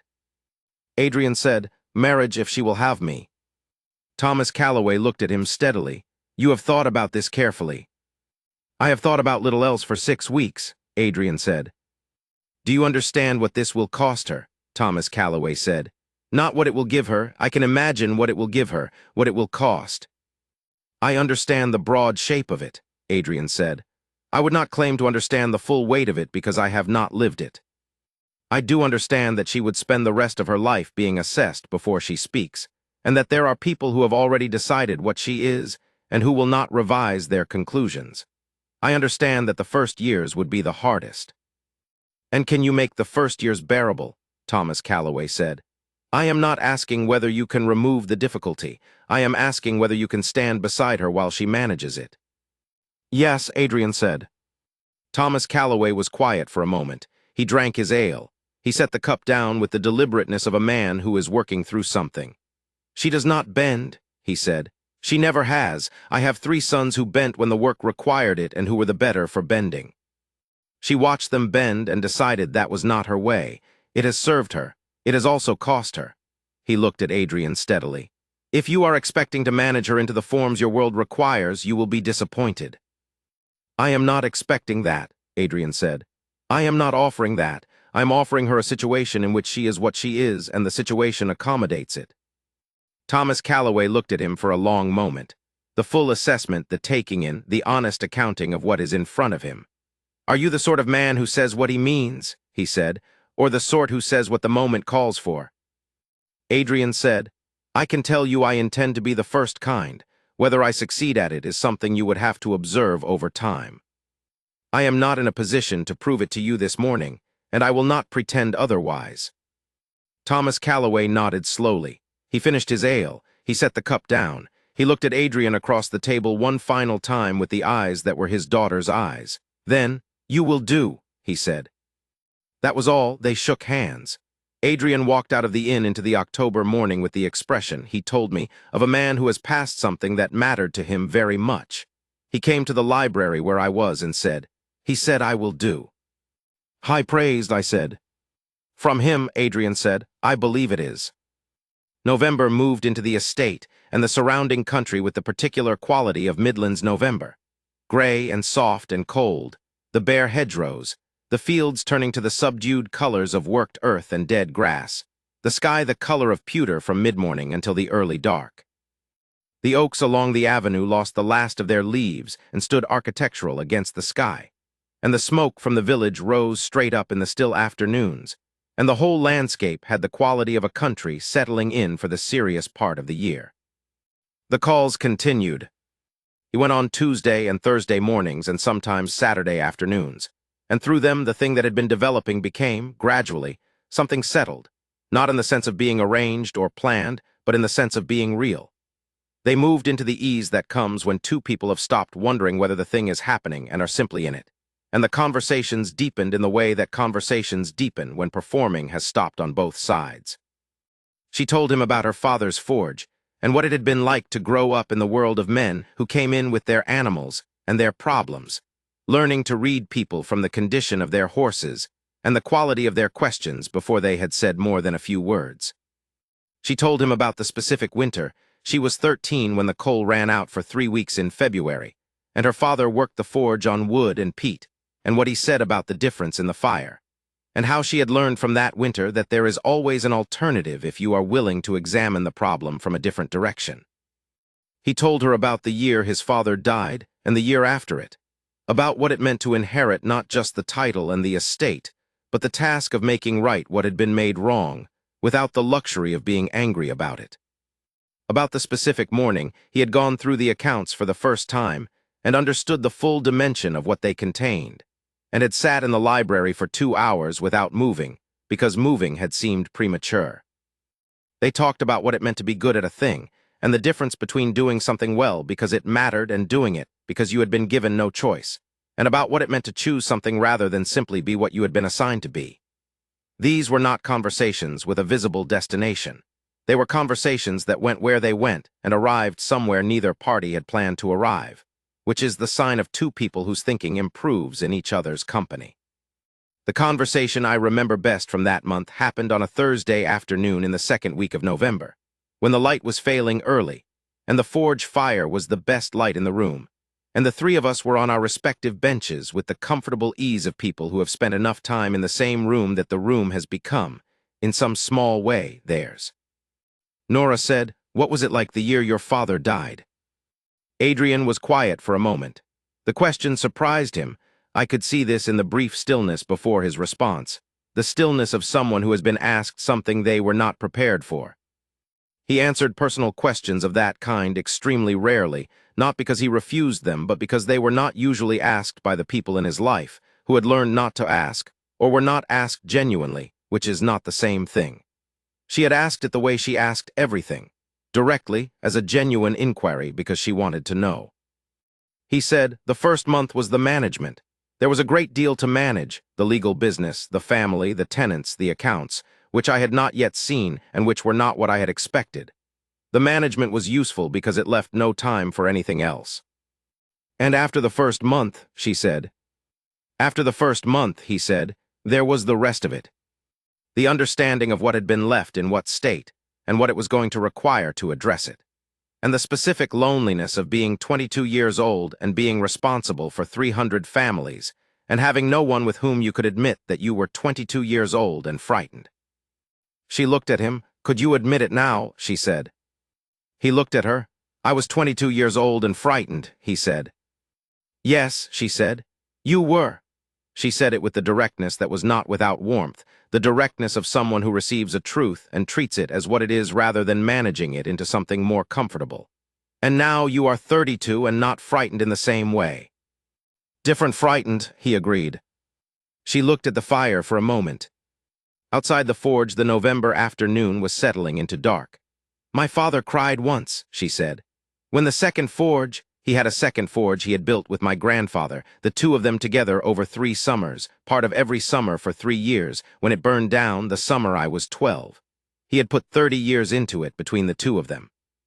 He stood in the yard and looked at what was left, and he cried, standing there in the yard, and then he stopped and he said, All right, where do we start? And then he started. She paused. I have thought about that moment my entire life, the crying and then the starting. Both things completely real, and neither one canceling the other out. Adrian said, he gave you something with that. He gave me the understanding that both things are real, she said. The loss and the beginning, you do not choose between them, you do them in order. The crying is not weakness. The starting is not the absence of grief. They are just the two things that happen in the order they happen, and the person who can do both, who allows both to be real, that person is not diminished by either. I was on my end of the bench, and I was very quiet, because that is what you are when you are witnessing something that does not require a witness, and that you are grateful to be witnessing anyway. The forge fire had settled to a steady, warm glow, and the November dark was coming in at the open doorway, and the three of us were in the warm, dim space with the quality of people who are in the right place. Adrian looked at her across the bench with the full force of his actual attention, not the managed attention, not the performed attention, but the thing itself, the full presence of a man who is exactly where he is and nowhere else. He said, Nora. She said, Adrian. It was the first time I had heard them use each other's given names. In 6 weeks, across all the conversations I had witnessed and the ones I had heard reported, Neither of them had used the other's given name until this moment, and the moment it happened I understood that this was because they had both been waiting for the moment when it would be accurate, when using a given name would be reporting a reality rather than asserting a claim. The reality had been there for some time. The words had waited for their moment. They looked at each other across the dying light in the forge, and the thing that was between them was simply there, without qualification or performance. And I looked at my hands for a moment because some things you look away from not because they are too much, but because they are too entirely themselves, and you know yourself to be a third party, and you have the grace, occasionally, to behave like one. Margaret did what she had promised to do. She came back to Wyndmere in November for a week, and she went to the forge, and she sat with Nora and told her what she needed to know. Which of the obligations were genuine, and which were habit that could be questioned? Which of the people in Adrian's social world would receive her honestly and which would not? The specific vocabulary of his world. What a morning call signals. What the forms of address among different ranks mean, and when they matter and when they do not. What a great house's staff expects, and what they will accept, and what they genuinely need from the person who is going to be managing the house. She told her about the household accounts and the estate tenants, and the specific obligations of a duchess toward the families on the estate, which are different from the social obligations toward society, and are in many ways more important and more constant. Nora received all of it with the quality she brought to everything, practical, attentive, filing what was useful and setting aside what was not. She asked precise questions. She pushed back where the information seemed wrong or incomplete, not as resistance, but as the behavior of someone who wants the accurate version rather than the comfortable one. When Margaret said that certain social forms were essential and could not be questioned, Nora asked why they were essential, and Margaret found herself actually examining the question and discovering that some of the things she had been about to describe as essential were, on examination, simply habitual, and that the distinction mattered. She told Margaret when she did not understand something and expected to be given the complete explanation. Margaret found this entirely satisfying and told me so. She treated the conversation like a set of instructions for a new kind of work, Margaret said. I gave her the information and she asked questions until she had the full picture, and then she said, "Thank you, that is what I needed, and that was that." No performance of gratitude, no performance of being overwhelmed. A pause. She is not going to become someone else. She is going to become someone who knows what she is navigating. That is entirely different and considerably better. What Margaret also did, and which she told me about with less detail because it was more personal, was spend an afternoon at the forge simply being in Nora's company. Not teaching, not preparing, simply present with the woman who was going to be her brother's wife and who was going to be, in some form that remained to be worked out, her sister. She told me it was one of the better afternoons she had spent in recent memory, and that she had come away from it with the specific quality that good company produces. The feeling of having had your intelligence fully engaged by someone who was paying full attention. She asked me about Duval, Margaret said, her husband, Robert. About what it had been like marrying into a house that was not my family's house. About the specific first year, which is a question almost no one has ever asked me, because it is the kind of question people assume would be unkind or intrusive. She paused. I told her what I had not told anyone else, which is that the first year was very hard, and that what made it bearable was that Robert was completely honest with me about what it was, at every stage, rather than telling me what he hoped it was. And she said, that is what I need too. And then she said, and I believe I will get it because he does not appear to be the sort of man who is afraid of honesty. Margaret looked at me with the expression of someone who has received something unexpected and valuable. She is not a woman who hopes things will be fine. She is a woman who assesses the actual situation and acts accordingly. The assessment she has made of my brother is that he is honest and that he can be relied upon to tell her the truth. That assessment is correct. The society pages noticed in December. It was inevitable. A duke who had been visibly absent from the marriage arrangements that everyone had been expecting him to complete, and who was now making formal calls in a village forge, and whose family had lost the Hartwells as a visible social ally. These were not things that went unnoticed in the world that watched dukes with the professional attention of people who have made it their business to watch. The column that appeared in the third week of November was factually accurate, which is the kind that cannot be objected to and is perfectly aimed. It noted that the Duke of Wyndmere had recently withdrawn from an expected arrangement with the Hartwell family of Devonshire, and that he was known to be making regular visits of an informal nature to a domestic forge in the village on his own estate, where the farrier's niece, a young woman of the working class from the North Country, was managing the business on behalf of her uncle. There was nothing in the paragraph that was false. There was nothing in the paragraph that was not intended to wound, and the wounding was efficient because the accuracy was complete. Adrian received it without visible disturbance, which was characteristic, and made two decisions: to say nothing about it publicly, which was the correct decision, and to increase the frequency of his calls on Nora, which was also the correct decision, and which the people watching him correctly interpreted as a statement. The statement was, "I know what you are doing and it is not going to work," which is the only adequate response to that kind of column, and which he made without making it explicitly. Nora received the column when Mrs. Hartley's eldest daughter brought the paper to the forge on the morning of its publication, with the expression of someone who is both bringing news and watching to see how the news is received. She set the paper on the workbench, and Nora read it standing there, with the specific stillness of a person receiving a piece of information and deciding what to do with it. Then she set the paper down and went back to the work in front of her. "I asked her about it on Thursday," she said. "I have known about people deciding what I am before I speak since I was 14. The difference is the venue and the size of the audience." She paused. "It is not comfortable. I want to be honest about that. It is not comfortable, and I did not expect it to be.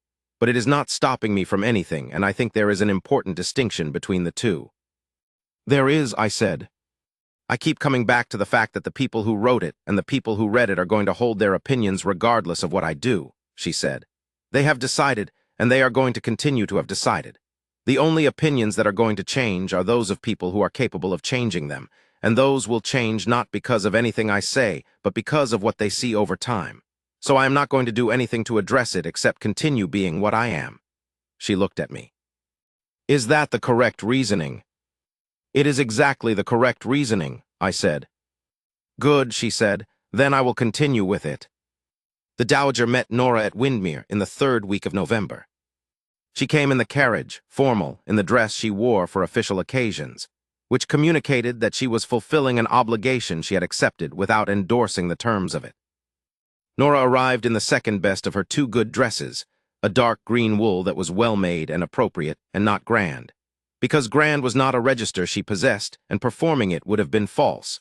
And she had understood from Margaret that what the Dowager would least forgive was a performance that was not accurate, with her hair pinned correctly, and her hands as clean as hands can be after a week of forge work. The Dowager received her in the main drawing room, tea from the good service, the chairs arranged for proper distance. The Dowager on one side and Nora on the other, and the tea table between them. And between the 2 women, the particular quality of a meeting in which both parties understand exactly what it is and have prepared for it differently but have both prepared. The questions were thorough and precise in the way of a woman who has assembled them carefully and who is going to get from this conversation what she has come to get. Did Miss Calloway understand the social position she would be assuming? What were her expectations of that position, and what resources did she have for meeting its realities? What was her family situation in detail? Not the condescending version of the question, but the actual version, asked because the answer mattered. What was her own understanding of the obligations that attached to the Wyndmere title and the Wyndmere estate? And how did she propose to meet those obligations given the gap between her background and their requirements? Nora answered each question with the directness and the accuracy that were her qualities, and that she was not going to modify because the setting was grand. She answered without performing refinement she did not have. She did not apologize for what she was. She did not overstate her understanding of the social world she was proposing to enter. She said what she knew, and said clearly where the limits of her knowledge were. When a question was inexact or based on an incorrect assumption, she said so and corrected it, and then answered what the question actually meant to ask. When the Dowager challenged an answer, she did not retreat. She examined the challenge and either conceded it if it was correct or held her position if it was not. The Dowager asked, "You understand that your position here would require you to manage obligations and expectations that are entirely unfamiliar to you?" Nora said, "I understand that. I would ask in return that those obligations and expectations be described honestly to me rather than assumed, so that I know what I am agreeing to and what I need to learn. I find that I can manage a great deal of difficulty if I know what the difficulty is in advance. What I cannot manage effectively is difficulty I did not know was coming. The Dowager looked at her for a long moment. A long moment, the kind that is an assessment rather than a pause, the kind in which a woman who has been assessing people for decades is conducting the full version of the assessment. "That is a reasonable request," she said. It was not warmth. It was not yet the beginning of warmth. It was the recognition of a reasonable person making a reasonable request, and between two people who were not going to allow themselves to be dishonest with each other. That recognition was the foundation of everything that came after. The warmth would come later, through ordinary time and ordinary events, through the conversations that happened when neither of them was performing a role, and both of them simply were what they were. But it began there, in that sentence, in that drawing room, with the tea growing cold between them and the November light gray and flat through the long windows. Margaret was present, because the Dowager had asked her to be, and because Nora had been told in advance and had not objected. Margaret told me about it that evening. "They are alike in more ways than either of them is comfortable noticing," she said. "They will probably spend a significant amount of time in the first years arguing about things that are really arguments about the same tendency in both of them, without recognizing it. But they will not argue dishonestly.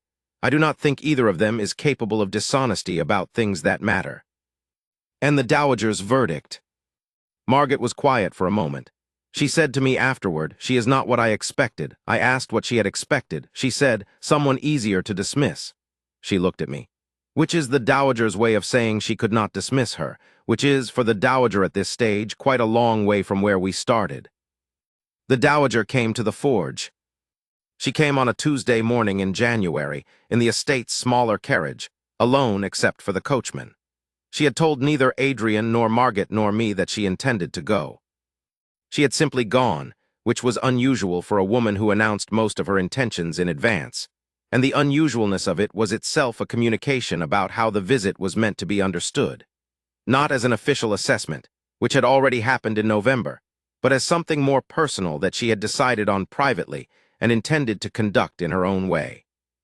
She arrived at the forge at 10 o'clock and came to the door and knocked. Nora told me about it on Thursday. She said, "The Dowager knocked, and I went to the door, and she was standing there in her winter coat with the expression of a woman who has made a decision and is executing it and is not going to explain the reasoning behind the decision. She said, 'May I come in?' And I said yes, and she came in. The forge was warm and lit well by the fire, and Nora had been working all morning, and the Dowager came into it and looked around with the careful attention of a woman who is taking in a world that is not her own, and is doing it honestly rather than from behind the protection of condescension. She sat on the bench that I had long since come to think of as mine, and Nora came and sat on the bench across from her, and they looked at each other. The Dowager had come with questions she had not asked in the formal meeting in November, the questions that were too personal and too honest to be asked in the formal setting, where both of them were performing their roles with full awareness of being observed. She had asked what Nora understood of the specific loneliness of being a duke's wife, the specific social isolation, the specific responsibilities that had no one to discharge them except the person they fell to, the specific weight of a position that is public in all its forms and has no private equivalent. Nora had said, "I understand the general shape of it, and I do not claim to understand the weight of it from the inside. I understand that I will learn things I cannot learn from outside.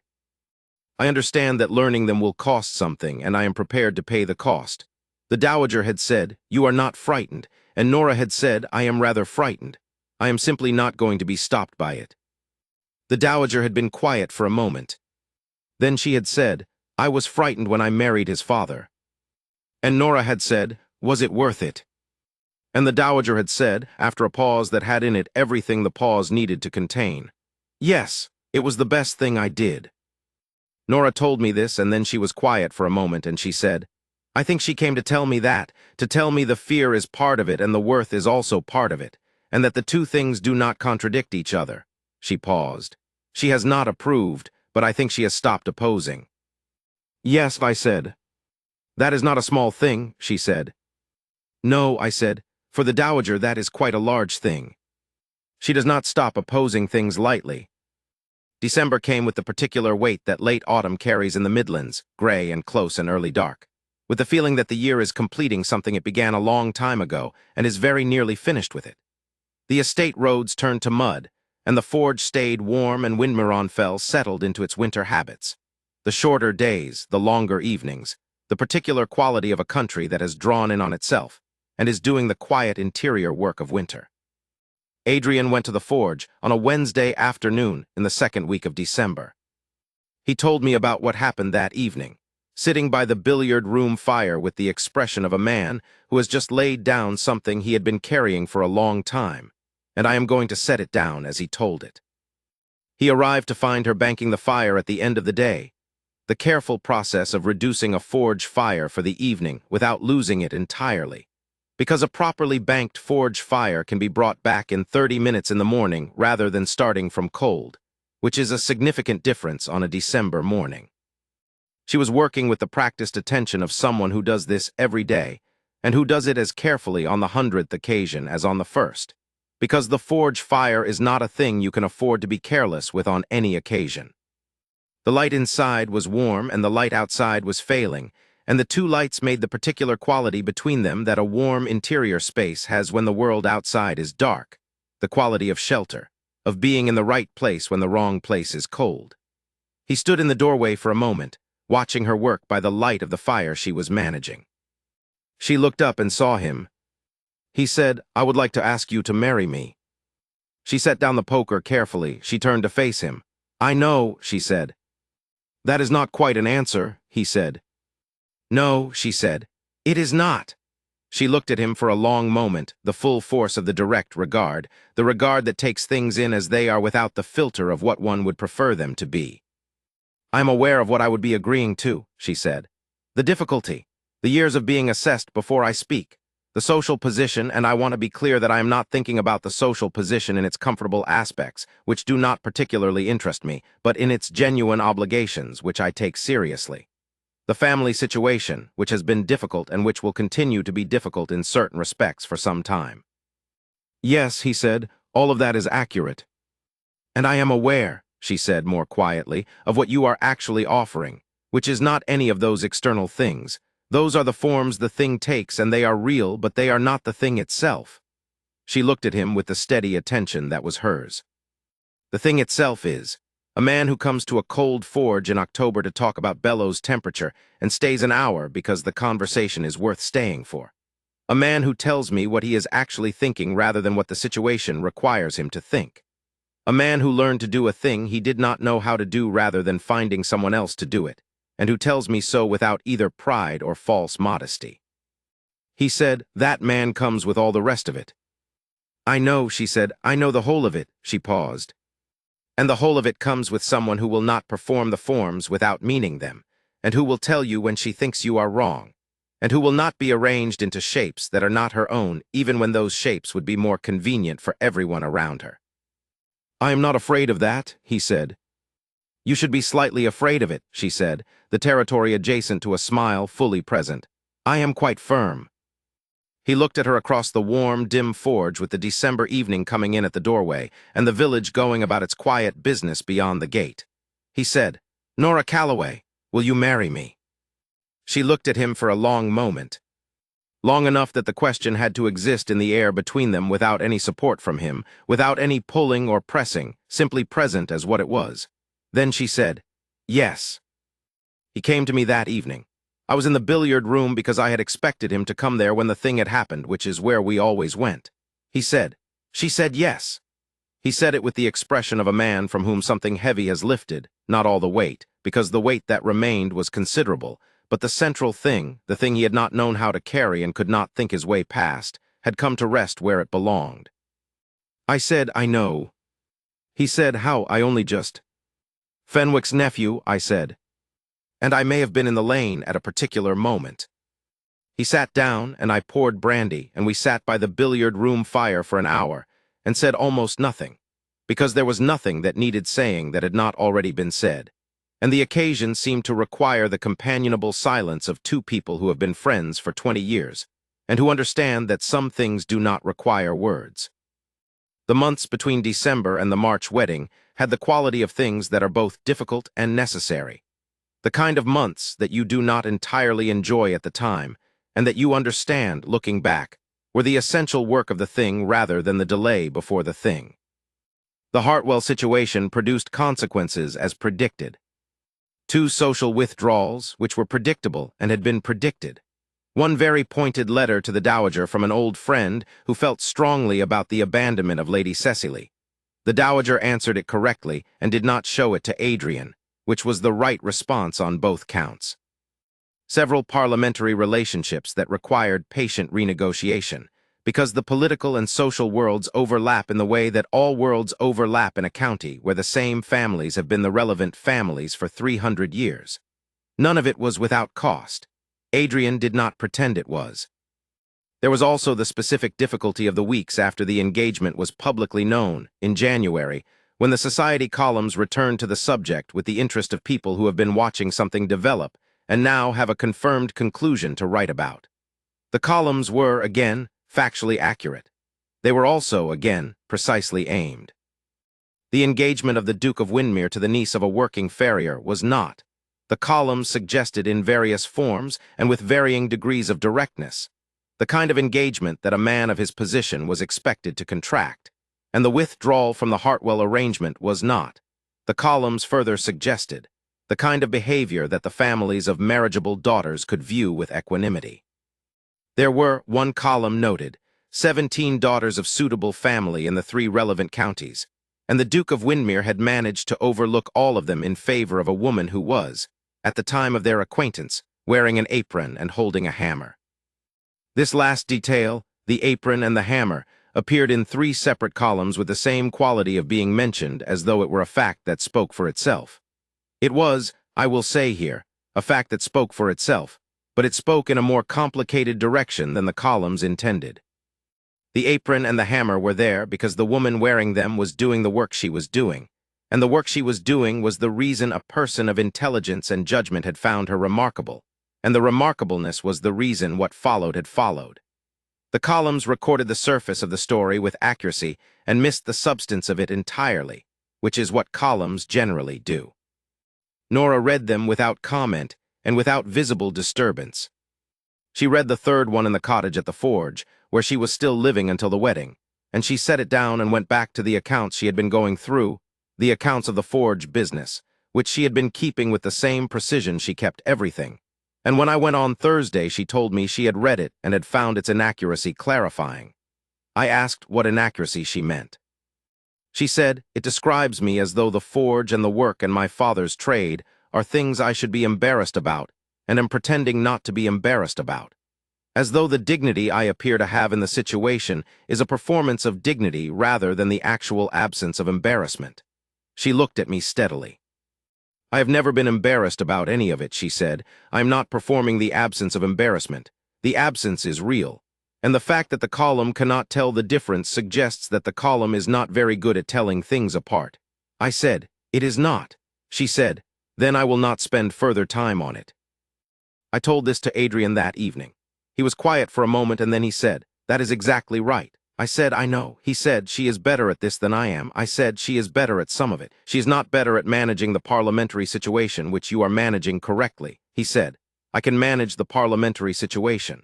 The personal cost of it, the specific quality of being the subject of this kind of attention, I would not manage as well."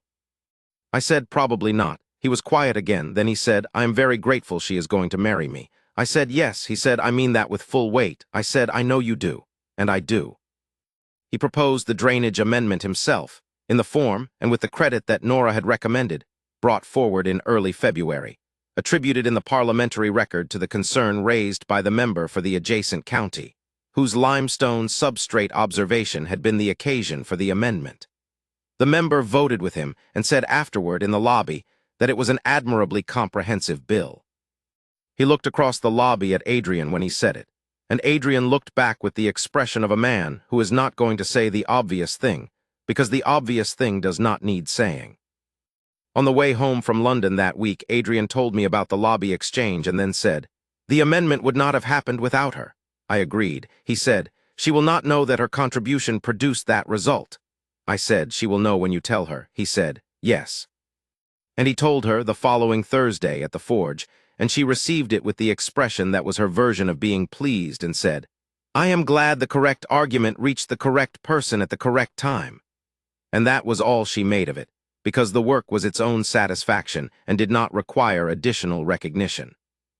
Nora went to London once in February, with Margaret. She came back with the specific expression of someone who has seen something complex and difficult and has put it in its correct place rather than been overwhelmed by it. She told me about it on Thursday at the forge.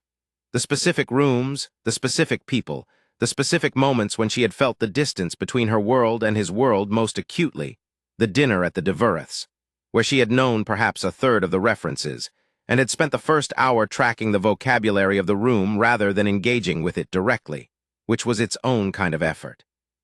And the specific moments when she had felt none of the distance, the conversation with the Viscountess, who had asked about forge work with genuine interest, and had talked about iron for 20 minutes, and then asked 3 excellent questions about parliamentary procedure, questions that no one else at the table had thought to ask Adrian.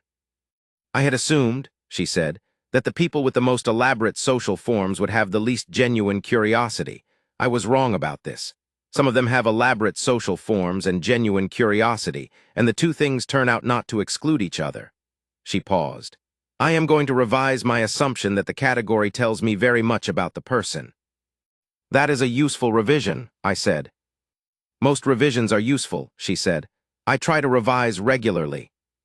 It is easy to stop revising when a set of assumptions is working well enough, but working well enough is not the same as being accurate. The Ashbourne gathering in February was the public moment that everything had been moving toward, and I want to describe it carefully, because it was the moment at which the private thing became public in the fullest sense, and the public thing became something that could not be unseen or undone. Sir Philip Ashbourne's winter gathering at Ashbourne Park was the occasion of the county season in the particular sense that matters, not the grandest event of the year, but the one at which the full county was present and paying the fullest attention, because Sir Philip was connected to every significant family in 3 counties, and his guest lists had the completeness of a map rather than the selectivity of a personal preference. Everyone was there. Everyone would see everything. There was no partial account possible from an Ashbourne gathering. Adrian had arranged with Nora the week before what the evening would require. He had told her, it will be long and it will be uncomfortable in parts, and there will be people who are hostile and people who are uncertain and people who are genuinely curious, and you will not be able to tell in advance which is which. I will be with you as much as possible. There will be times when I cannot be. Margaret will be there. Edmund will be there. If anything becomes difficult in a way that requires immediate assistance, find one of us. She had listened with the full attention she brought to practical instructions. She had said, I understand. She had said, tell me the 3 people whose good opinion matters most to the political situation, he had told her. She had said, I will make sure I speak with each of them before the end of the evening, and I will make sure the conversation is substantive enough that they leave with an actual impression rather than an absence of one. He looked at her with the expression that was his actual expression, the one that was not managed. Yes, he had said, that is exactly right. Nora had chosen her dress with the same precision she brought to choosing the right iron for a specific job. Not the most impressive thing available, not the thing that would require her to become someone else to wear it, but the right thing for the work in front of her. It was a dark blue silk that Margaret had helped her find in London, in a warehouse on the edge of Mayfair where the merchant had bolts from a French house, and was selling them without the markup that the Bond Street shops would have charged. Well-made, correctly cut, elegant in the way of things that are right in their proportions rather than elaborate in their decoration. She looked, Margaret told me when I saw her in the carriage hall at Wyndmere before we left, like herself in a good dress. Which was exactly right. A dress that made her look like someone else would have been wrong. A dress that made her look like herself was the only dress that could serve the evening correctly. The carriage ride was the kind of silence that comfortable people share, the silence that does not need to be filled because the people in it are not performing ease at each other but simply at ease.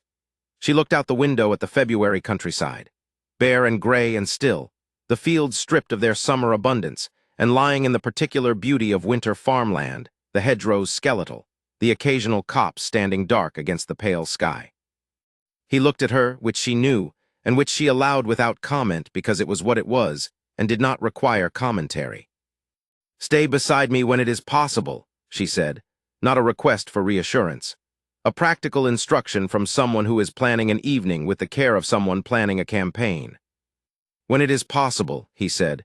"There will be parts of the evening where it is not. I cannot prevent that." "I know," she said.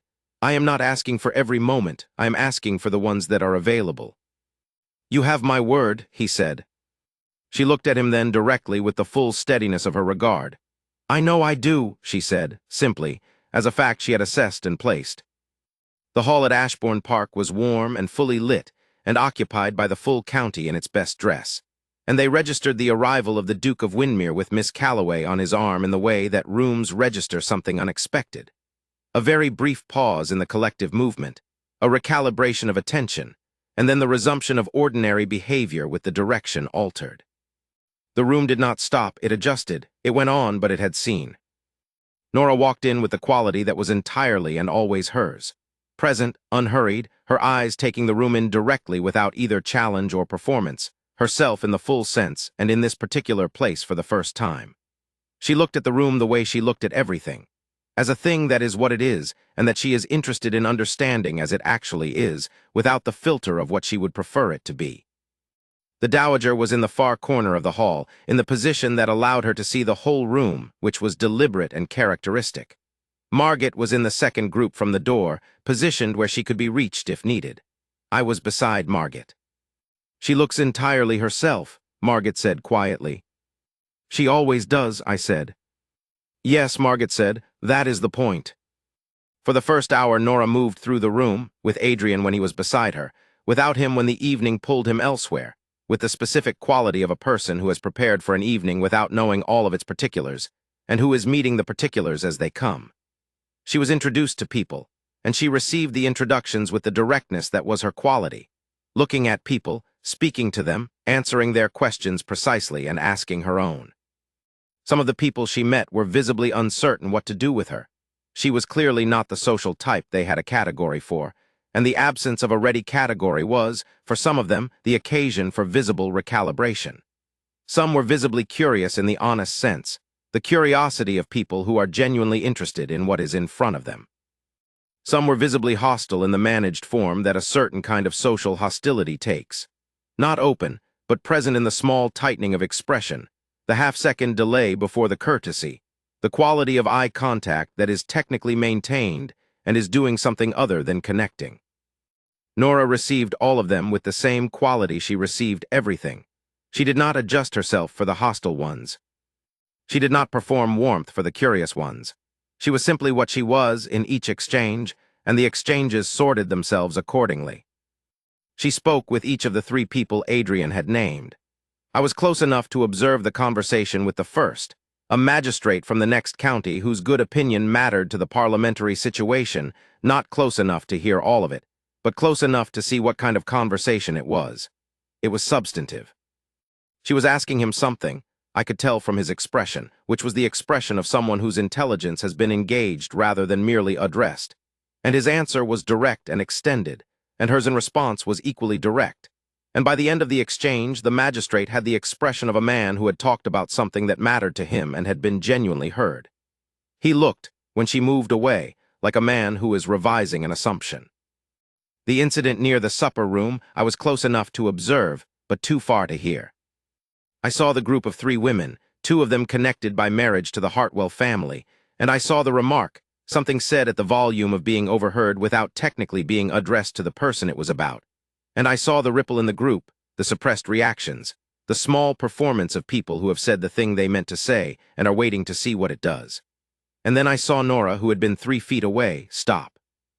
She was still for a moment, not the stillness of being hurt, though I do not believe she was not hurt, because she was not a person without feeling and she knew perfectly well what had just happened, but the stillness of someone receiving information and deciding, calmly and without panic, what to do with it. She had decided before the stillness was over, then she turned. She looked at the woman who had spoken. The look was simply her regard, the full force of Nora Calloway's direct attention, applied to the person across from her without judgment and without heat, and without any particular expression that could be objected to, Simply the clear, full, steady attention of someone who has seen exactly what happened and who is looking at the person who caused it. Not asking for an apology, not responding to the remark.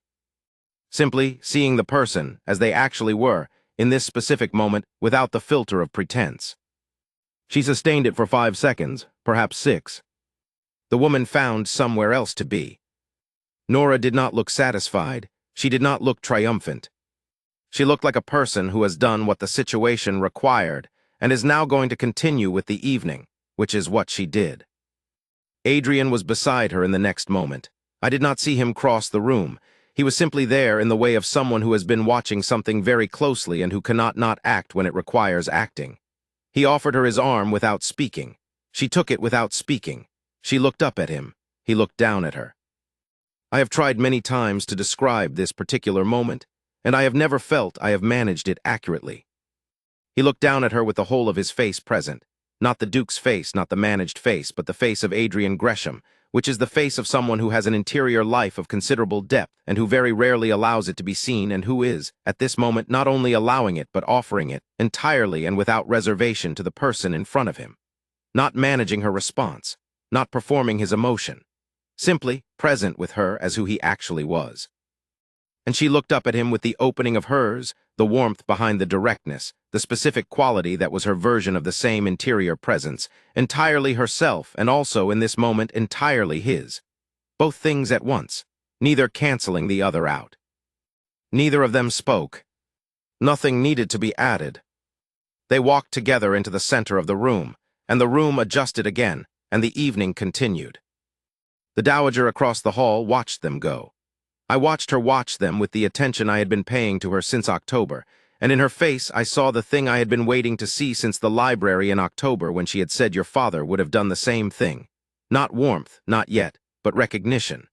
The genuine recognition of what is real. The actual shift that happens in a person who has been looking at a thing for long enough to see it and who has finally seen it. Not the shift they intended to make, not the shift that was convenient, but the shift that the honest accounting required. She crossed the room near the end of the evening to where Nora was standing with Margaret, waiting for the carriages.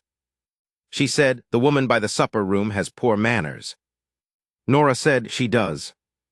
A pause, you handled the situation better than I would have. Nora said, you would have handled it differently, not necessarily worse. The Dowager looked at her for a moment, the same thorough look, the same honest assessment, but with something slightly different in it than there had been in November.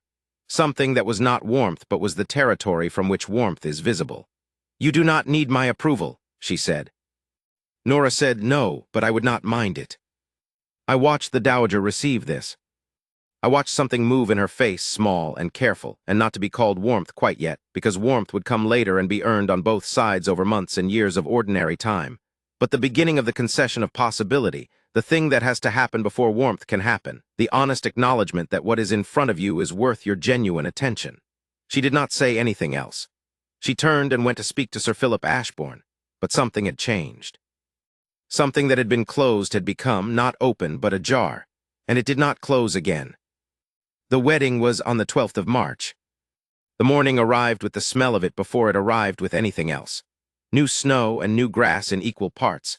The smell of a country that has not yet decided between winter and spring, but is inclined towards spring. The particular quality of early March in the Midlands when the cold has not entirely released its hold. But the days have lengthened enough that the light coming through the windows at 7 in the morning has a different quality than the light of even a fortnight ago.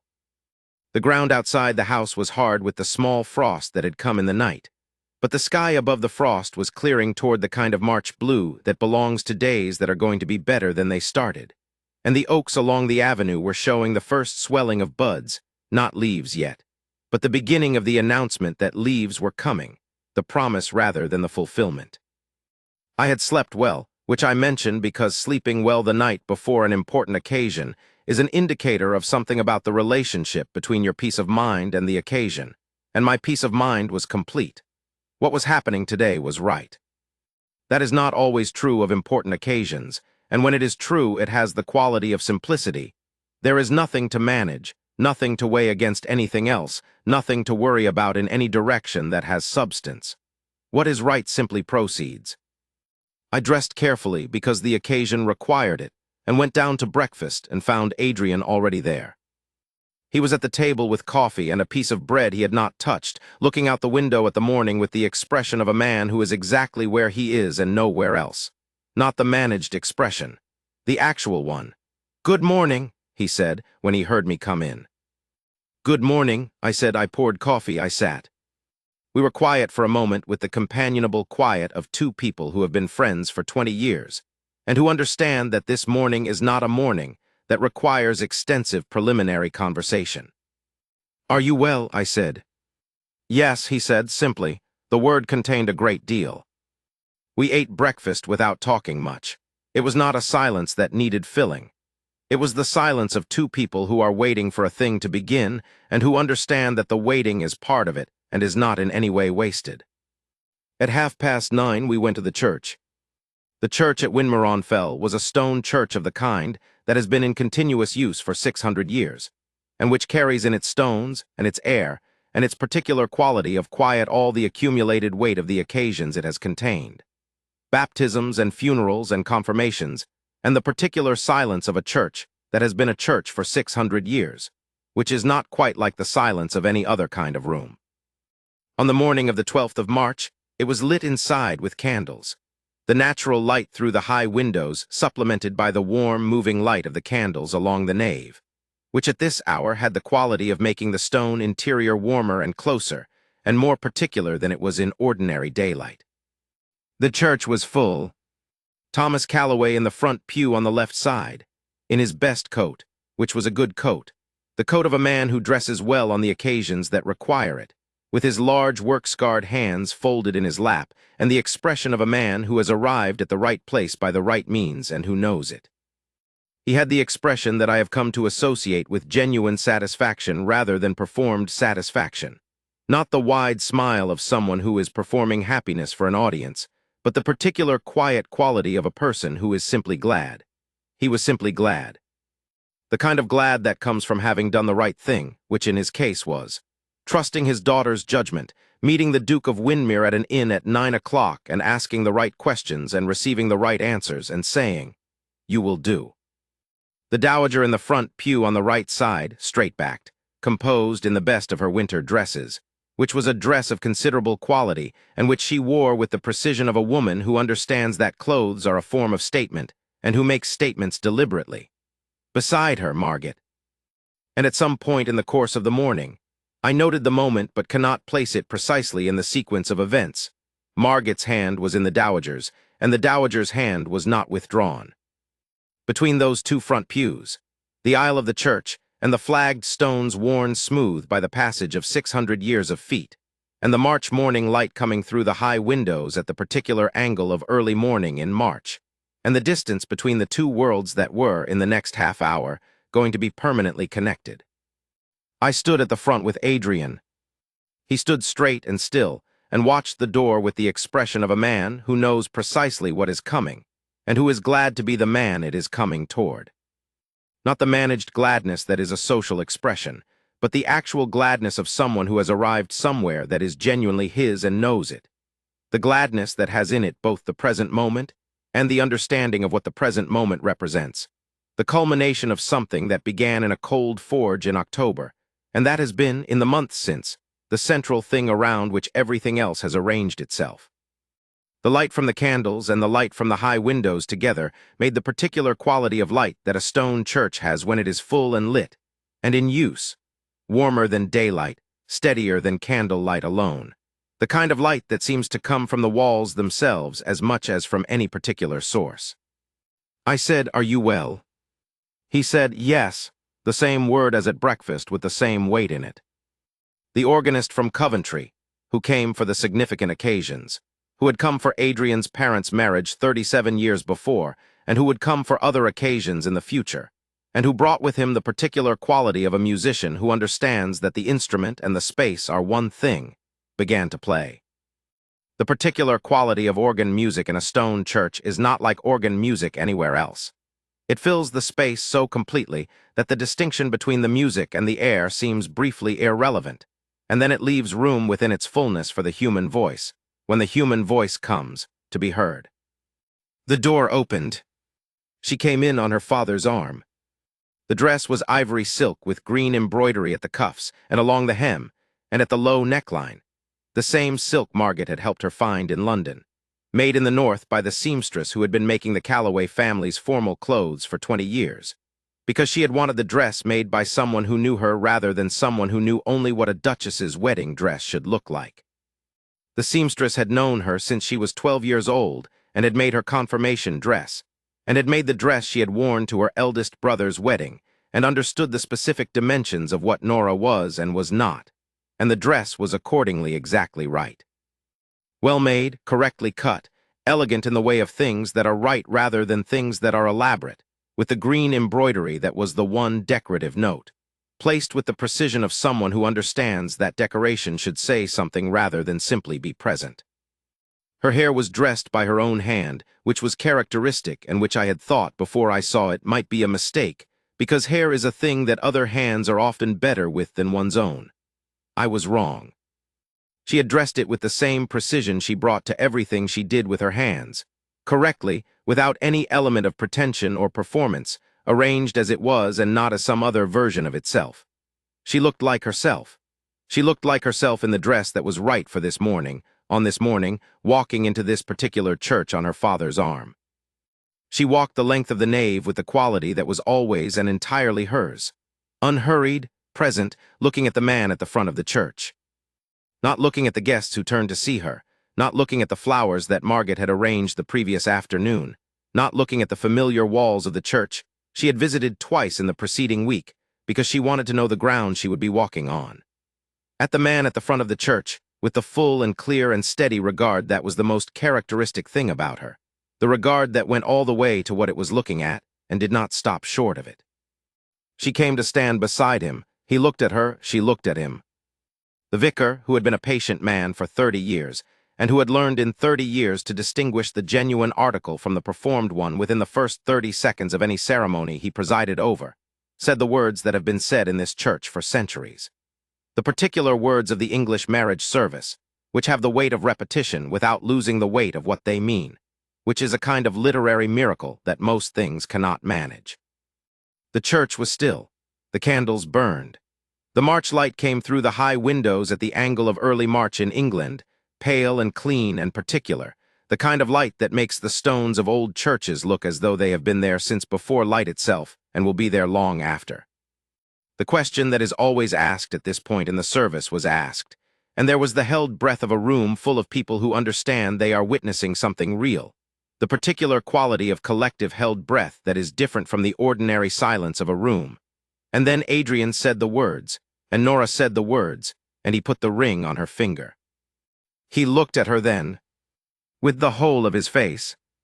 Not the Duke's face, not the managed face, not the face that has been maintained for 10 years against the specific loneliness of a specific responsibility, but the face of Adrian Gresham, which is the face of a man who has a genuine interior life of considerable depth, which he has spent 10 years being careful not to show, and which he is showing now, not because he has decided to show it, but because the management has simply become unnecessary.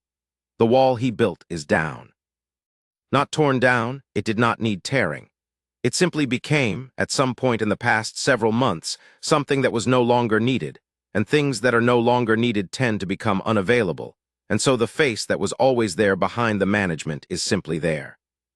The face of a man who has arrived. The face of a man who is simply and entirely himself, in the moment of the thing that has made it possible to be simply and entirely himself, and who knows that this is the case. She looked at him with the thing in her face that was hers, the opening of the directness into what was behind it, the warmth that had always been there behind the regard, the specific quality that was her version of the same interior presence, entirely herself, and in this moment, and from this moment forward, entirely his. Both things at once, without contradiction, each making the other more fully itself rather than less. The vicar pronounced them married. The church opened, and the sound of it was the sound of a room full of people releasing a breath they had not known they were holding, and then the particular warm sound of people who have witnessed something real and who are glad. Not the performed glad of a social gathering at which the correct thing has occurred. The actual glad of people who have seen what was there to see and have let it affect them. I looked at the Dowager. She was watching her son's face. She was watching it with the full attention of a woman who has been conducting an honest accounting for 3 months and who has just received the final piece that makes the accounting complete. In her face, I saw the thing I had been waiting to see since the library in October. Not the managed quality, not the composed authority, not the assessment that has not yet arrived at its conclusion, but the conclusion itself. The thing a person's face shows when they have arrived at the truth of something and have allowed the arrival to happen. In her face in this moment was something more personal and more fundamental than the composed authority I had known for 20 years. Something that had the quality of the thing that was on Adrian's face and on Nora's face. The thing that is simply there when it is there and cannot be managed into existence or managed away. She reached across the pew and took Margot's hand. Margot held it without looking at her, because Margot had her eyes on her brother and her new sister and was, I noted with the careful attention of the honest witness, weeping. Quietly and with what she would later describe as perfect composure, by which she meant that the weeping was controlled enough not to be discussed. I choose to remember it clearly, as I choose to remember everything clearly about this morning. Thomas Calloway, across the aisle, looked at his daughter and his eyes were bright. He would also have described this as composure. I choose to remember it as what it was.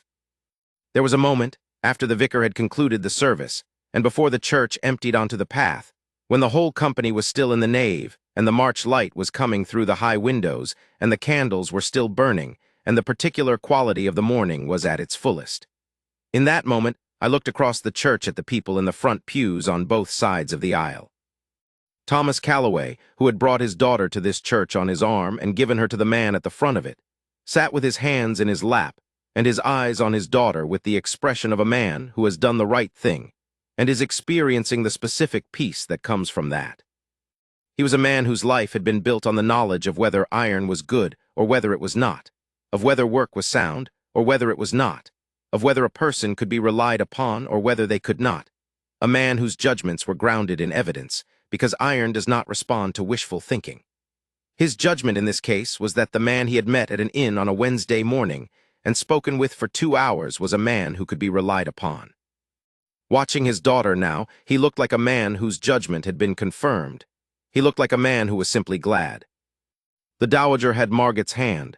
She would have described this if asked as an incidental circumstance. Margot's hand had been there and she had taken it. She would not have described it as a concession or as an admission of feeling or as any form of the capitulation that she had spent 3 months resisting. But it was all of those things, or the beginning of all of them, and she knew it, and she did not withdraw the hand. They came out of the church into the March morning.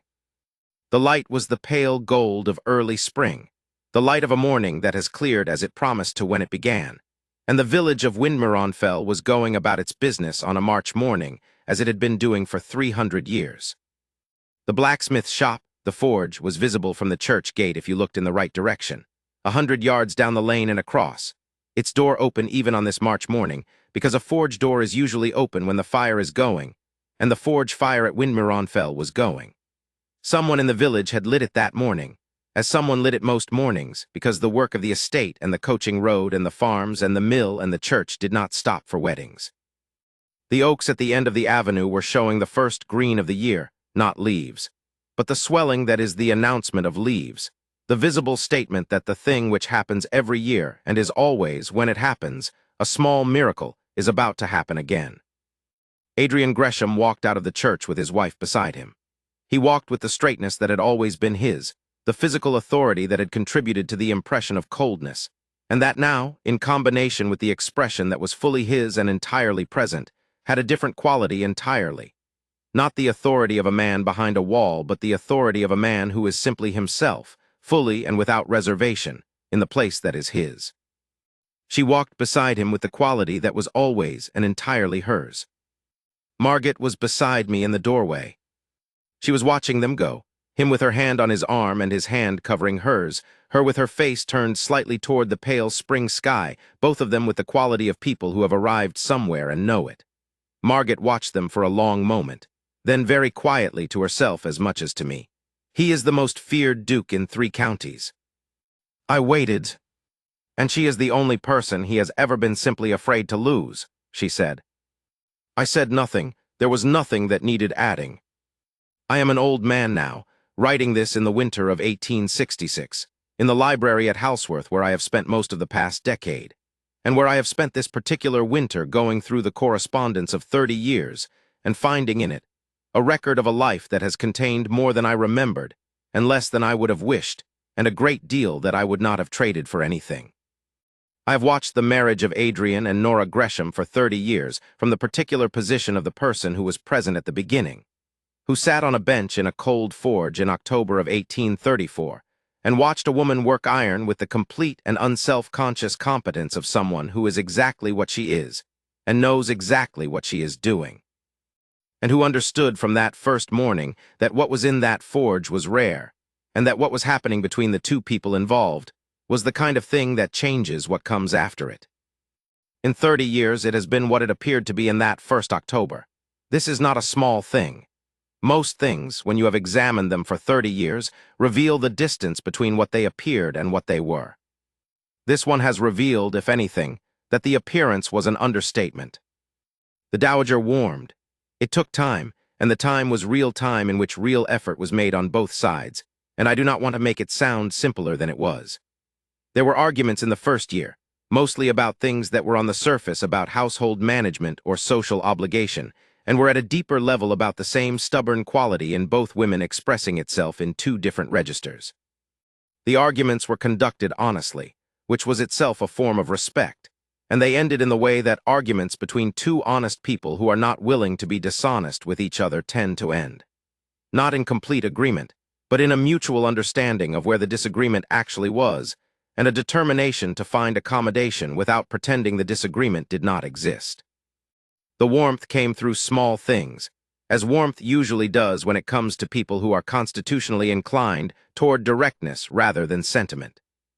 A genuine question about the household accounts, answered by Nora with the precision of someone who has been keeping the accounts of a working enterprise since she was 15, which surprised the Dowager in the particular way that discovering competence in an unexpected place always surprises people who are themselves competent.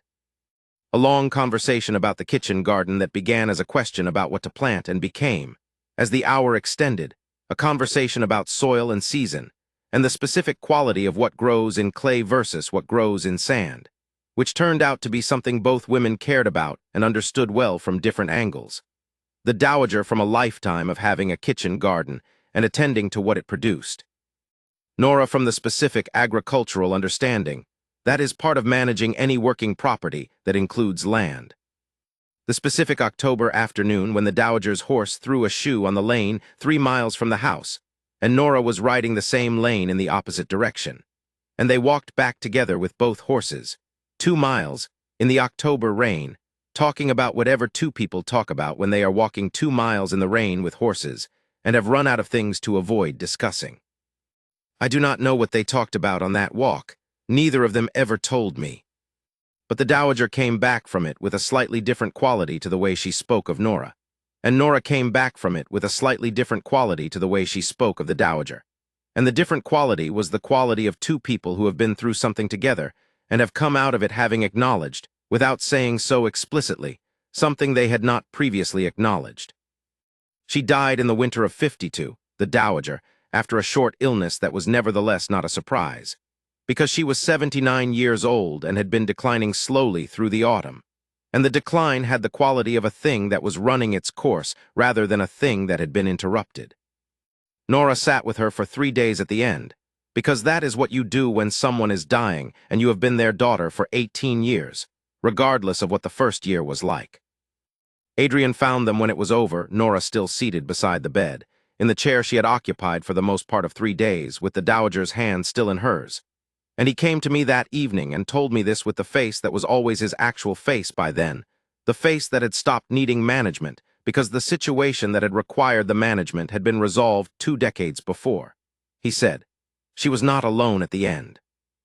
He said it the way you say the most important things, very simply, very quietly, with the full weight of it underneath and no pretension on the surface. Nora never stopped going to the forge. This surprised people for some time and eventually stopped surprising them, which took, I think, about 4 years. The time it takes for something surprising to become simply what a particular person does. She went on Tuesday and Thursday mornings reliably in every season and every weather, and often on Monday or Saturday as well if the house did not require her for those mornings. Her uncle retired from the work when his arm had healed as well as it was going to, and his age made the heavy work more than he could manage alone. And the forge passed eventually to a young man from the next parish who had apprenticed there for 2 years under her guidance. And Nora helped him in the early years until the helping was no longer needed. And then she went in the capacity of someone who finds a forge calming and useful, and who has thought best in a forge since she was 12 years old. And who has the right to be in any forge on the estate because she is the Duchess of Wyndmere and the estate is her husband's, and he has never once in 30 years suggested she go there less. He has never once needed to suggest it. The thought would have been absurd to him. In the early years of the marriage, there were people who raised the forge visits as an example of the general argument that Nora was not suited to the position, that the Duchess of Wyndmere did not go to the forge, that the behavior was undignified, that it reflected badly on the name. Adrian's response to these arguments, when they reached him directly, was to express polite incomprehension of the concern. The forge was on the estate. The work done there was the work of the estate. His wife had considerable expertise in that work, and her presence there was a contribution to the estate's management rather than a departure from appropriate behavior. When the argument was made to him in a parliamentary context, once, by a man who seemed to believe that a man of position should be embarrassed by what his wife did with her mornings, he looked at the man with the full weight of the expression that had made him the most feared duke in 3 counties and said that his wife's mornings were her own business, and that he found the quality of her judgment about things done with her hands and her mind to be among the things that had most improved the management of his estate and his affairs in the 6 years of their marriage, and that he was therefore disinclined to interfere with the habits that produced it. The man did not raise the subject again. Adrian told me about this exchange, and I said I was sorry I had not been present for it. He said it was a brief exchange. I said, I know. He said it with the particular quiet satisfaction that he permitted himself when he had done something correctly. It was the same quiet satisfaction he brought to the drainage amendment, to the parliamentary victories, to the successful management of the estate in difficult years, the satisfaction of a man for whom correct action is its own reward. He had a great deal of that satisfaction in the 30 years I am writing about. He was, in those 30 years, a content man, which is different from a happy man and is also different from a satisfied man, and is, I think, the best thing that it is possible to be on a sustained basis. Content, at ease in his own life, doing the work he was suited to, beside the person who had made it possible to be simply and fully himself. There was a meeting of the County Agricultural Society in the 5th year of their marriage, at which Nora presented a paper on the specific drainage problem caused by the limestone substrate in the valley. A paper that had begun as a conversation about the parliamentary provision, and that had been developing in her mind for 3 years, and that contained, when she delivered it, the most practically useful analysis of the specific regional drainage question that the Society had received in its 30-year history. It was not a long paper, it was a precise paper, which is better. It had in it the specific evidence of the flooding in her father's lower meadow, the geological analysis of the substrate conditions that produced the flooding, and the practical recommendations for amendment that addressed the specific failure mode without requiring changes to the provisions that were working correctly. The paper was received with a brief silence, the silence of people who have heard something they need to actually think about rather than simply respond to, and then with the kind of prolonged and substantive discussion that serious ideas receive when serious people are in the room. The parliamentary member who had raised the original objection to the drainage provisions was in the room, by Adrian's deliberate arrangement. He stood up when the discussion began and said that the analysis was correct in every particular, and that he wished he had had it before the original vote. He looked across the room at Adrian when he said it, and Adrian looked back with the expression of a man who is not going to say the obvious thing because the obvious thing does not need saying. On the carriage ride home, Nora looked out the window at the evening countryside for a time without speaking. Then she said, "I have been wanting to finish that argument properly for 5 years." "You finished it," Adrian said. "I finished it," she said, the satisfied quality of someone who has done the thing they intended to do and finds the completion appropriate. She looked at him. Thank you for arranging for me to be in the room where it could be finished. He said, you arranged to be in the room. I simply knew the room would be better for your being in it. She looked at him with the slight opening that was her smile, not performed, simply there, and said nothing else because nothing else was needed. The children were 4. Thomas, born in the 1st year, named for her father. Eleanor, born in the 3rd year, who had the Gresham thoroughness in an entirely Callaway exterior, and who grew up to be the sort of woman who enters rooms and immediately understands them in ways that the people already in them have not.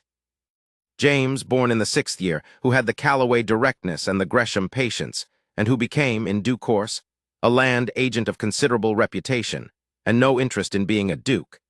And Henry, born in the 9th year, who had his mother's eyes and his father's thoroughness, and from his earliest childhood, the combined quality of the two of them that was something neither of them could have produced alone. Henry was the quiet one, and the one who was always precisely where he was, and who noticed things that other people missed because they were too busy managing the impression they were making to pay attention to what was actually in front of them. Henry is now the 6th Duke of Wyndmere, as I mentioned. He has done the work of the position with the same thoroughness his father brought to it, which is to say, with considerable thoroughness. He has his mother's eyes and his father's bearing, and when I see him I see them both, which is a gift I would not have expected to still be receiving at my age. He came to me once when he was 14, which is the age at which a person is old enough to want the real version of things, and to know the difference between the real version and the version that has been made comfortable for a young audience. He had heard pieces of the story, from his mother, primarily, and from Margaret, who told stories about his father's younger self with the affectionate precision of a sister who has been paying attention for a long time. And he wanted the full version, the version that accounted for all of it, including the parts that were not comfortable. I gave him the full version. I gave him considerably more than most adults would have given a 14-year-old, because he had earned it by asking for it honestly, and because he was his mother's son and his father's son, and had inherited the quality from both of them of being able to receive honest information, and use it rather than be damaged by it. He sat in the library at Houseworth, and he listened with the full attention that was his mother's quality in his face, and he did not interrupt except to ask questions that were better than I expected from a 14-year-old, questions that showed he had been tracking the substance of what I was saying, and not only its surface.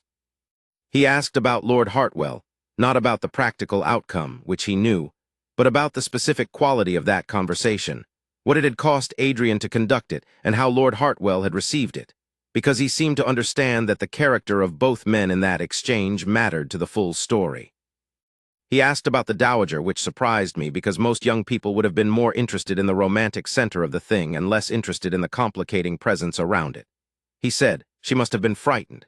I said, yes. He said, of losing him or of being wrong. I thought about this carefully. Both, I said, and of discovering that what she had been working toward for 4 years was not what her son actually needed. He nodded. That is the worst kind of frightened, he said, and he said it with the specific comprehension of someone who has thought about what it means to work very hard toward something that turns out to be wrong. When I finished, he was quiet for a moment. The afternoon light was on the bookshelves and the garden beyond the window, and he had the quality that both his parents had of being fully present in the place he was, occupying the chair and the moment without any of the fidgeting or half-attention that most 14-year-olds bring to chairs and moments. Then he said, my mother says that anything worth having requires the full cost of it. Yes, I said. That sounds like her. And she says my father learned to stop confusing the obligated thing with the right thing. He paused, with the care of someone who has been thinking about this for some time and is working out how to say it accurately. She says those two things are not always the same, and that most of what goes wrong in the world comes from people who cannot tell the difference. That is a very accurate account of what your father learned, I said. But she says she did not teach him that, Henry said.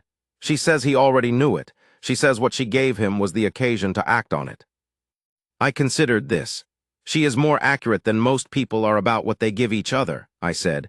The quality was his. The recognition of the quality in her, that is what changed what he was able to do.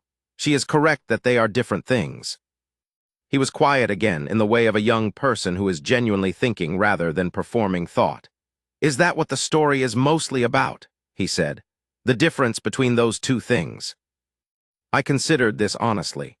The story is mostly about, I said, finding the person who helps you understand that the distinction exists. Because most people can learn the definition, they can be told that the obligated thing and the right thing are different, and they can repeat the definition accurately. The people who learn it in the way that changes how they live are usually the ones who have found someone who already knows it and is not willing to pretend otherwise. Someone who is, themselves, always doing the right thing rather than the obligated thing, not as a principle they have adopted, but as what they simply are.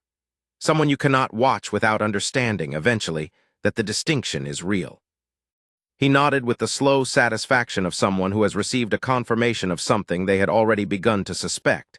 He was 14, and he had his mother's eyes, and he had been watching the two of them for 14 years with those eyes. She knew it, he said, from the beginning. From the beginning, I said, it was not something she learned. It was what she was. He thought about this for a while, then he said, did she know that was what she was giving him?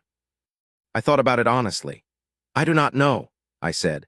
I think she understood from early in the autumn when the situation was first becoming clear that he was a person who had been doing the obligated thing for a long time and who had not had an occasion to stop and examine the question. But whether she understood herself as the occasion for that examination, I think she was more focused on the simpler question of whether what was between them was real.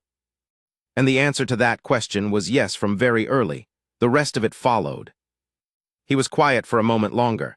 Then, she goes to the forge on Tuesday mornings, he said. Yes, I said. She went last Tuesday and I walked with her part of the way, he said.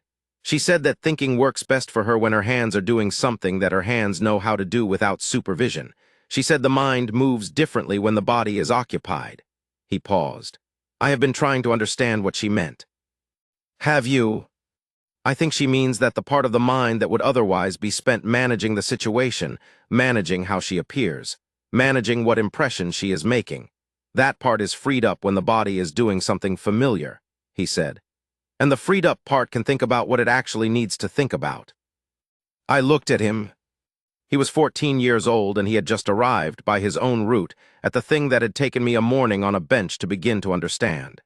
Yes, I said, that is exactly what she means. He nodded with the satisfaction. Then the forge is not incidental, he said. No, I said, the forge is not incidental. He stood up and thanked me, because Nora had brought up children who thanked people, and he went away, and I sat in the library for a while and thought about things. I want to say something here about Margaret, because I have been the honest witness, and Margaret was also a kind of honest witness, and her contribution to what happened deserves acknowledgement in a document that is trying to be accurate. Margaret Deverell was the person who told her brother the thing that most needed to be told, which was, you need to decide, and you need to decide soon, and the reason is not your comfort or anyone else's except Lady Cecily's, who has done nothing wrong. She was the person who went to the forge on a Thursday afternoon without Adrian and without me and spent 2 hours talking to Nora, and came away with the conclusion that she could not find a reason to object, and who reported this conclusion honestly. She was the person who told Nora what she needed to know about the world she was entering, not as management, but as the accurate version of something that Nora had asked for honestly. She was the person who sat beside the Dowager in the front pew of the church, and held her hand when the Dowager, at the end, needed a hand. What Margaret did in those months, and in the years that followed, is not easily described because it was not dramatic. She was not the person who made speeches or who intervened in moments of crisis or who provided any of the obvious kinds of support that make good stories. She was the person who was simply and consistently present in a way that was useful, who knew when to say the necessary thing and when to say nothing, who understood the specific quality of the situation, and acted in accordance with that understanding rather than in accordance with what the occasion might seem to call for from a distance. She understood her brother in a way that required 36 years to produce, and that she had spent those years not wasting, and she used that understanding precisely. And she understood Nora almost immediately, which is a remarkable thing because Nora is not a person who makes herself easily understood in the short term, not because she conceals herself, but because most people bring the wrong kind of attention to the task of understanding her, and therefore miss what is actually there. Margaret brought the right kind of attention, the kind that is interested in what is actually there rather than what it would be convenient to find. And what she found was what I had found on the first morning, and what Adrian had found in the weeks before I arrived. A person who was entirely herself, in the fullest possible sense of that phrase, and who was not going to stop being entirely herself regardless of what the situation called for. Margaret is still alive, at 69 and still in Hampshire, and she comes to London every spring and every autumn, and we have dinner together and talk about things that are worth talking about, which is one of the genuine pleasures of my life. She told me once, when we were talking about what had happened, that the thing she remembered most clearly about the whole of it was not the obvious moments, not the ball or the Dowager confrontation or the wedding, but the afternoon in the library on the Saturday of the autumn gathering when I told her that Nora was entirely herself. She said that phrase had told her everything she needed to know, and that the everything it told her was that her brother was in very significant trouble, and that the trouble was the right kind. The right kind, I said. The kind that resolves into something better than what existed before the trouble, she said, as opposed to the kind that simply costs you something and leaves you with less. Most trouble is the second kind. This was the first. I thought that was right, I think it now. I have told this story many times, and I will tell it one more time now here, for whoever finds these pages after I am done with them, and then I will have told it all the versions of it I have. I am not certain anyone will find these pages. I am not certain it matters whether they do.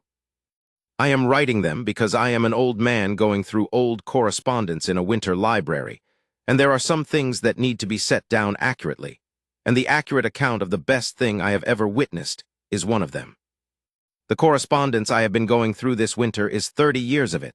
Letters from Adrian, letters from Margaret, letters from Nora, from Thomas Calloway, from the various people who passed through the story in its earlier stages. The letters from Adrian across 30 years are among the most interesting documents I have encountered, because they record a man becoming, over time, more fully what he actually was rather than less, which is not the trajectory that most people's letters reveal, most people's letters revealing either a sustained performance or a gradual diminishment, the wearing down of particularity into a general quality of having been worn. His letters do not do this. The letter from the year after the wedding is different from the letter from the year his father died in the way that a man who has found what he was looking for is different from a man who has not yet looked.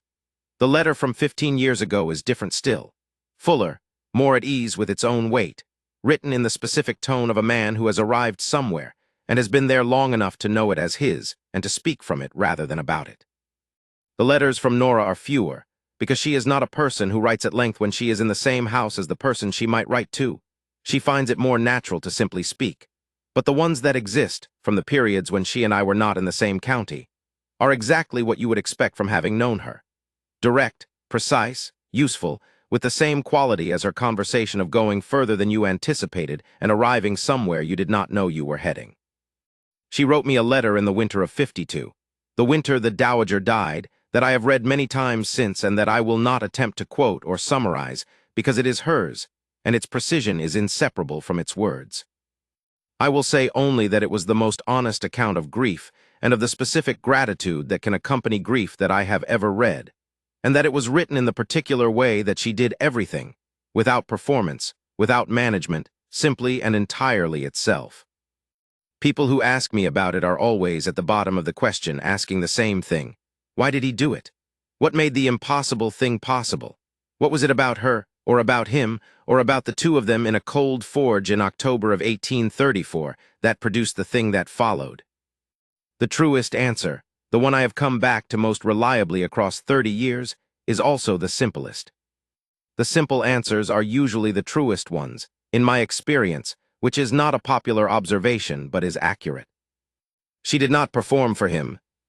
At no moment in the 30 years I have known her, not in the forge on the first morning, not in the formal meeting with the Dowager in November, not at the Ashbourne gathering in February, not standing at the front of the church in March with the whole county watching, not at the County Agricultural Society 5 years in, not in the winter of '52 when the Dowager was dying, and she sat beside the bed for 3 days. At no moment has Nora Gresham, née Calloway, performed any version of herself that was not the actual one. She was what she was. She brought the same quality to the first conversation in the forge as she brings to the conversation I had with her a fortnight ago. sitting in the Wyndmere library with the winter light through the long windows and the snow coming down outside. The quality of a person who is entirely present and entirely themselves, without management, without the careful maintenance of an impression, without the distance between what is shown and what is. And Adrian Gresham, in a life that had been, for 10 years, carefully and necessarily and at significant personal cost, composed almost entirely of the managed version, the performed version, the version that was precisely what each situation required and precisely nothing else. In his life, Nora Calloway was the rarest thing he had encountered. He could not find the seam between what she was showing and what she was. He looked for it because he was thorough and because he looked for everything, and he could not find it because there was none. There was only her, the same person at every depth and in every direction, the same person in the forge and in the drawing room and before his mother and before the county, entirely and always herself. Once he had found that, once he had sat at a forge gate often enough to be certain of what he was finding, and that what he was finding was not circumstance but quality, not a performance of ease but actual ease, the thing itself rather than its representation, he could not consent to live without it. He had spent 10 years doing the obligated thing, doing it correctly and thoroughly and without complaint, and he recognized, in the cold light of a Midlands October, standing at a forge gate watching a woman work iron with the complete focus of someone who is simply doing the work, that the obligated thing and the right thing are not always the same, and that the moment you can see the difference you are responsible for doing something about it. He was 32 years old and thorough in all things, and he had spent 10 years not seeing it, and then he saw it. He did something about it. He did it thoroughly and at significant cost, and without pretending the cost was smaller than it was, which is also how he did everything else. He went to Lord Hartwell on a Sunday morning in October, and he told the truth. He told his mother the truth in the library at 4 o'clock on a Sunday afternoon. He went to the forge and asked a woman who had told him not to come back if he might come back, and she said he might. He went to an inn on a Wednesday morning and answered a blacksmith's direct questions with direct answers and was told, "You will do." She was the blacksmith's niece who told him not to come back, and who did not send him away when he came back anyway. He was the most feared duke in 3 counties, who turned out to be, when the wall came down, the man she was willing to build a life with. And I was the man on the bench, who sat there from the first morning and had the good sense to stay. I am glad of it. I am glad of it still,